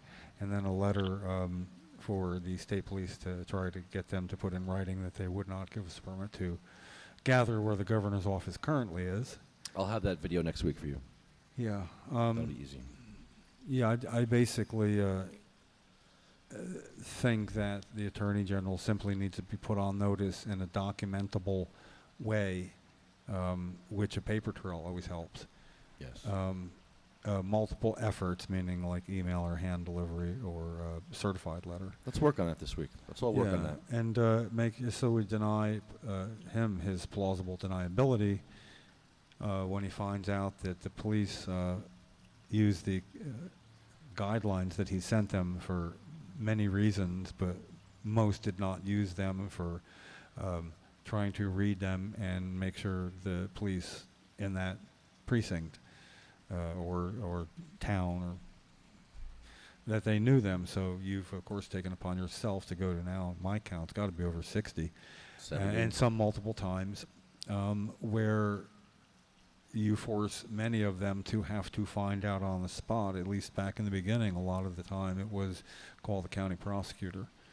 And at least then the county prosecutor was getting calls and realizing that there was a problem. But this Attorney General, you know, has to be made aware that the attorneys general before him did not do their job because he's just extending a problem that two acting attorney generals and one confirmed before him did not do this either. So once we make him aware of that in a way that's verifiable and public, then it's on him after that. And he needs to implement continuing education on this because it is a brand new law legalizing a Schedule I substance for some people in New Jersey. It's a big deal. It's not a variation of an existing law so much as a brand new undertaking, and you would think that they'd stay right on top of it. Jim, we hadn't had a good Attorney General since Cortland Skinner. Good old Cortland was the best, and we haven't had a good one since then. Yeah, Cordy. Yeah. I think he grew hemp. Of course he did. They had to by law back then. How long ago was he Attorney General? About 300 years. So like he's not alive. I hope not. Maybe we can get his great grandson on the phone. See what he thinks. After all, you got Harry Anslinger's niece on the phone one time. That was amazing. Yeah. Wow, we got to call her back. I thought that was a joke. You did? Yeah, I did. What did you say to her? What did we say to her? No, we were polite, but asking the right questions, and she summed it up by saying that he wasn't really the racist he gets credit for being, because it was a different time, and we're thinking in today's context Everyone of was something racist. that you know, and she actually made a small degree of sense, certainly not a, and you know, this is a relative, so she's not going to slam him quite as hard, but she was a really good sport and pretty real about it. But she's a cannabis activist out in Colorado. Oh, wow. Yeah, it's pretty funny. No way. Yeah. And how did you find her? Through Jennie Storms, actually. She's a friend of Jennie's. No way. We should call her up. Who, while Jennie? Jennie's here.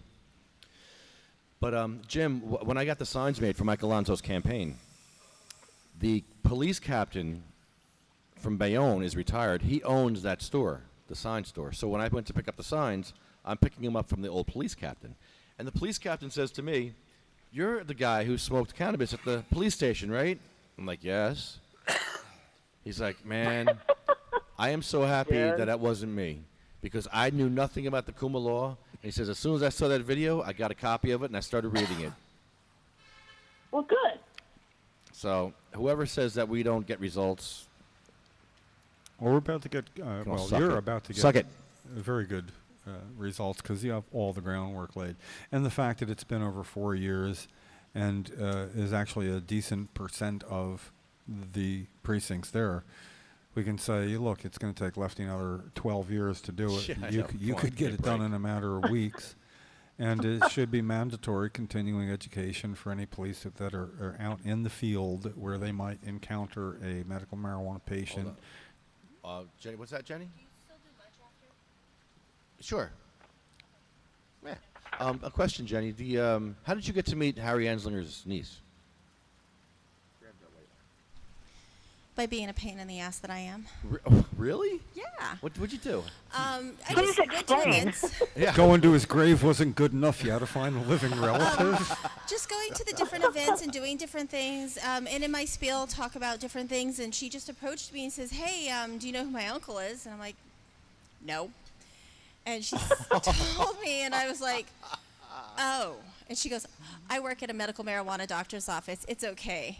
And then she started explaining the story and how he was duped and just how he changed his mind at the end, and he just believed in everything and just started sharing her story with me. Wait. Harry changed his mind at the end? Yeah.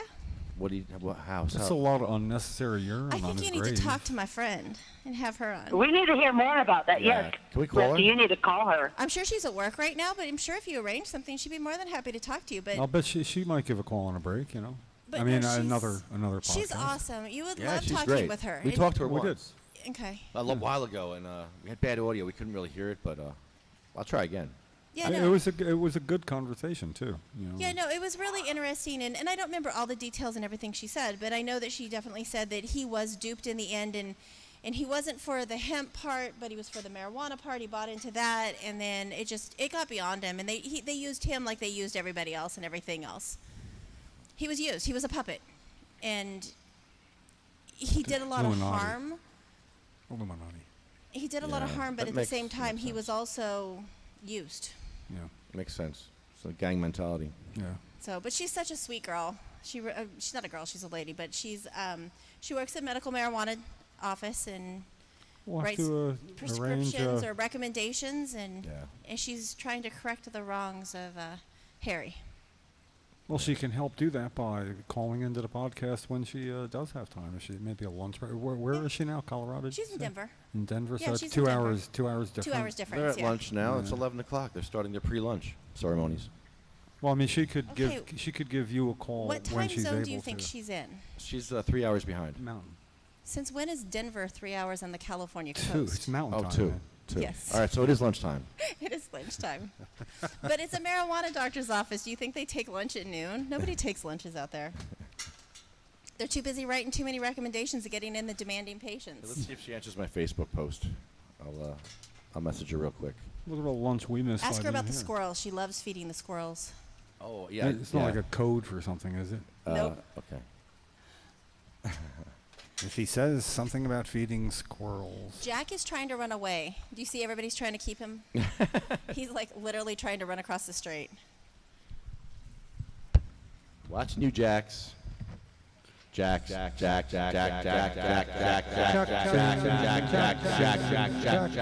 Storm. Jackson Storm. Oh, yeah. He's in the sun right now. Yeah. Yeah. We should. Yeah. He doesn't realize how hot it is. It's really hot. Yeah.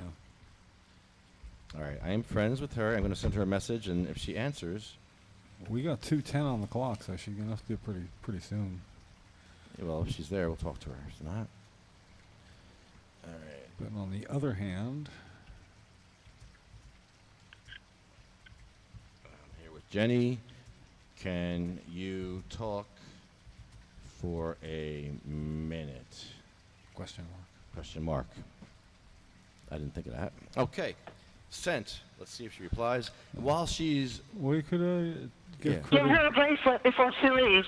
Yeah, Okay. We give credit where credit's due that we do every day at the end of the podcast. Get that, buy that. We don't have to sign off after. Yeah, Dan, I don't want this tampon. Thank you. Anyway. Appreciate it. What is that? Well, tell me on the mic. What'd you say? It was frozen. What is that? I made it cold. You froze a tampon. I knew it was going to be hot today, and maybe people would need to put it to proper use. What? Are you Cannabis. Why is it green? I don't know. Just Why does it smell so bad? What'd you do to it? it's just a tampon. Oh, come on, Dan. It's an inserter, though, which is the good part. Yeah, okay now. Yeah, I don't usually say don't do that, but don't do that. But think of it, everybody was No, I'm not running gonna around think about cold. it. Everybody was running No, around hot, no. holding. This is my censoring device. They were holding on to the frozen no, drinks and everything, and everybody no, was no, no, freezing. Blah, blah, blah, blah, blah, blah, blah, blah, blah, blah, A blah, frozen blah, blah, tampon ought to No, cool okay, somebody that's- off. yes, you good. I would turn that one down. Okay, Yeah. that Dan, please, Dan, we can't. No. I'm sorry. Yeah, but we can't. okay, Seriously, no, we're I don't done. want to go down that avenue anymore. I just didn't know what that was doing, if there was any context, and there was no context. So but let's not talk about that anymore. I'm shocked and disgusted right now. It'll be in the book, though. Lefty's shocked and disgusted. Whoa. I touched it. It smelled. Yeah, okay. Yeah, I thought we weren't gonna go there. I can stand Well, that that. doesn't happen very often.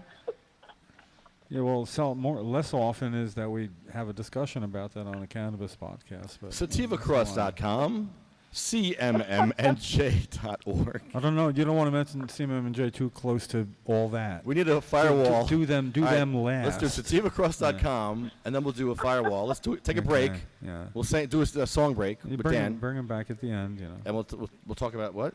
Did you show them the No, Frankenstein no, monster? Yeah. Why would That's a firewall. Good firewall. Okay, now we can talk about CMMNJ.org. The whole reason we're here is because of CMMNJ.org, the Coalition for Medical Marijuana in New Jersey, where we can smoke our cannabis legally, where you can smoke your cancer-causing tobacco. There you go. MagicalButter.com, Happy Daddy Products, NewJerseyWeedman.com, DavidVersusAutism.org, Blue Planet Biotech, Run New Jersey, Medical-Freedom.com, CannaSense. What happened to William? Wasn't he here? Yeah, He left. medical freedom. Left early. Yeah, he's having arm issues. Oh, he did say that. Yeah. Mine got better from physical therapy, Jim. I don't know if I mentioned this on the air. I haven't laid down once today. Did you notice? Yeah. I'm good. I'm not good, but I'm Oh, not that's dying. exciting. Yay. And then that's 2 points. That's from A 9 to 7 from Chinese medicine.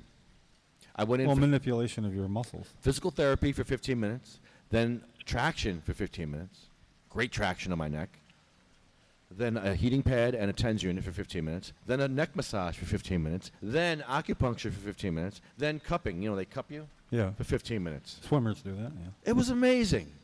I feel so much better, and I tried everything, Jim. I tried OxyContin. I tried doubling my Neurontin. I tried all the pills. I tried...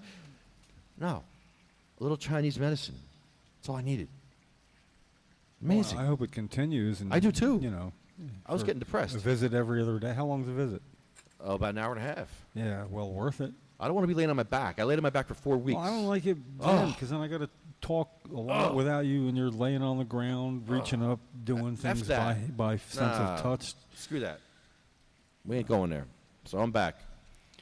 So I want to thank all you guys for helping out. New Jersey Grannies for Grass, CannaSense, Tuffy's Fight, Legalized for Lorelei, JacksonStorms.com, JacksonStorms.com. Jax. Hey, Storms.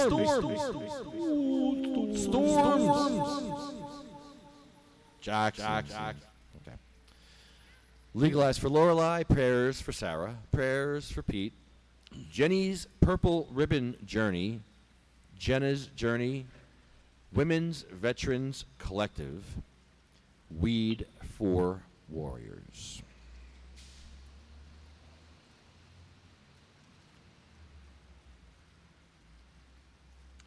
I'm adding my grandma to this list. Do you guys mind? No, wow. No. I gave my grandma cannabis at the end of her life.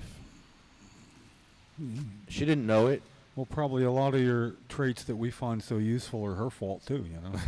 So, I I went there with a volcano bag, and she was in pain. My grandmother never was in pain in her life, or she never showed it. She was like stoic throughout anything that should ever happened to her, but she was never really in pain. At the very end, I saw that she was suffering in pain, and I didn't want her to suffer. I knew cannabis would help her, so I brought a bag of volcano full of cannabis to her, and I said, "Grandma, we're going to test your breathing today." And she'd be like, "Okay," and I'm testing her breathing, and she did take the whole bag in. And after the second day, I think she realized that when she breathes from this bag, it makes you really feel really good, because eventually, after a few times, she would start asking for the bag. You dosed your grandma. Yeah, and she started asking for it after a while. She did. She was asking for it. She liked the bag. She always wanted to test her breathing after that. I didn't know that. She liked it. So Grandma got stoned. That's great. Yeah, at the end there. She got relief. Yeah, she she actually she had a little respite. So I'm gonna add my grandma to this list, which her name's Hattie. Hattie Cushing. Yeah, a few people. What's her name? A few stragglers here and there. We're gonna add. What's her name? Hattie Koshel. That's such a cool older name, Hattie. Hattie. Nobody names their kids Hattie. No, anymore. Harriet. Harriet was a full name, Harriet. Yeah, right. Hattie. But the nickname Hattie. Yeah, that's what we called her. I like that. Yeah. So we already had a story about Cheryl Miller today. Always a story with Cheryl, Jim. It's just amazing the stories you have with Cheryl. Good stuff, man. Too many. Most of them are too long. Not a lot of quick lightning hits. I guess if I were going to leave you with one, it was a way she found to be very effective, and I did as well when we came to the Governor Whitman's town hall style meeting some years ago, and they asked for people to come, and you could meet members of her cabinet. Her entire cabinet was there at Tom's River High School. Really? What members? George D. Ferdinando was the assistant commissioner of health at the time. I forget who was commissioner, so we went to see him. All the commissioners of all the departments? Cabinet, yeah, the state cabinet level. Wow. We're all there, so you could then go into a classroom. And at the time, that's great. West Nile virus was just going on, mosquito-borne disease. So we filed in with about 20 people into a classroom. There's George D. Ferdinando and whoever the commissioner of health was at the time. And I'll remember it. And they said, well, first of all, is there anybody here that's not here for West Nile virus concerns? And, of course, I raised my hand. Cheryl couldn't raise hers. And anyway, my point was how disarming it is to start out by saying that I would appreciate going first, because it's not like Cheryl put on a dirty blouse to wear, but we didn't have any marijuana, and she vomited during the ride, which wouldn't have happened. And we thought it was much too important to clean up, so please excuse us. Now, obviously... Wait, you said that? Yeah. So basically, that got everybody like... Okay, whatever you just thought and felt then, that got the entire room, plus the commissioner and assistant commissioner of health. Basically, I bitch slapped them going in with that because we developed almost like, not a comedy routine, a improv thing that you've done before, right. and you take the worst things that happen and use them as ammunition. So that would be the short story, that sometimes something happening that normally would be considered adverse, you can find a way to use as a weapon, oddly enough. Kind of like the wheelchair that I chained in front of Angela McKnight's office. Where'd you chain it? Right outside her office, to a tree. To a tree? Yeah. It's written on there, Angela McKnight hates the handicapped. Vote for Mike Alonzo. Right, every day she's going to see that wheelchair. Does Mike Alonzo ever say about things that you just take off? I mean, he seems like the kind of guy to say, "Go get him, Lefty." We're on the same page, which is scary. We bounce off each other. See, the odd part is, and I didn't actually check out last year's voting in that district, but it sounded like it's not a heavily done at the ballot box in that district compared to some others, and that she could be within reach. Yeah, maybe. And the fact that he's a Republican who is acting against core Republican principles. The system. Yeah, the system. You The know, whole system. He's doing what Trump did. He's going to come in and just bitch slap the whole system. Yeah. Well, at least I hope he does it with a consistency that we're not seeing at the federal level. Well, yeah. He's a genuine guy. I mean, he's a good guy. Yeah. And he wants to bitch slap the system. Yeah. I like that. Yeah, and then I'll turn around the next day and say, no, I don't. I never said that. Not what I meant. Well, when they start paying him money, Somebody told me. then we get paid, and then things change. Then we become part of the system. I hope I can have a good idea that you can put into effect. This is one of these chances for me where I often have ideas, and all too often I try to put them into effect, which is the hard part. But I think I could have maybe a good idea for you guys, and Yeah? you wouldn't even need me. Really? Like what? Can we talk about online or offline? Well, yeah, I don't know right now. And this would be Jim Miller, the individual. I'd have to turn my coalition hat around backwards. Can we add you to our group? Honeybee, can we add Jim to our group? Because he wants to help out Mike's campaign. I think he'll be a very critical asset for us. Well, I get to help whether you like it or not. Yeah, Jim's helping no matter what, so he's part of the group. It's it just seems like I have sort of an ability to see things as the general public might see it, and there seems to be opportunity. I haven't put it together yet, but I will. There's opportunity. The Republican, cannabis patient, public, it doesn't go together. It's great. And it's not like, I mean, he's got his Republicans nomination to run for assembly in that district. So that's relevant. Yes, he does. And right now, he's under people's radar, and that's okay because their attention span's so short. That's why they don't really consider it campaign season until after They heard Labor of him. No, Day. they heard of him already. Yeah. People are like, you guys went to Angela McKnight's office? Really? I've heard people come up to me already and say that at the park. Oh, yeah. And just the fact that he's going to roll blunts at the debate. And Angela does not want to debate him, first of all. Really? Then that could become your strong suit. I got an errant sign over here. Okay. So, I do want to thank CMMNJ. Can of Sense. I want to thank the Drug Policy Alliance for all the good work they do, as we see some of their finest walking into the legislative office building here. Thank you. And it's very easy for whatever reason you all are here today, thank you, because we never differ where we go opposite directions. Yeah, go get him. Right. Roseanne, Megan, and... yeah. It's good to see. Yeah. Okay, so we're on to Sabina Rose. 15-month-old baby. Here we go. Yeah. She never had a chance. This poor little girl never had a chance at life. They sent her to a psychiatrist at 1 year old. The time that she spent getting that appointment and going there, she could have used to take her cannabis. She ran out of time. This poor little girl ran out of time because of Governor Christie's regulations.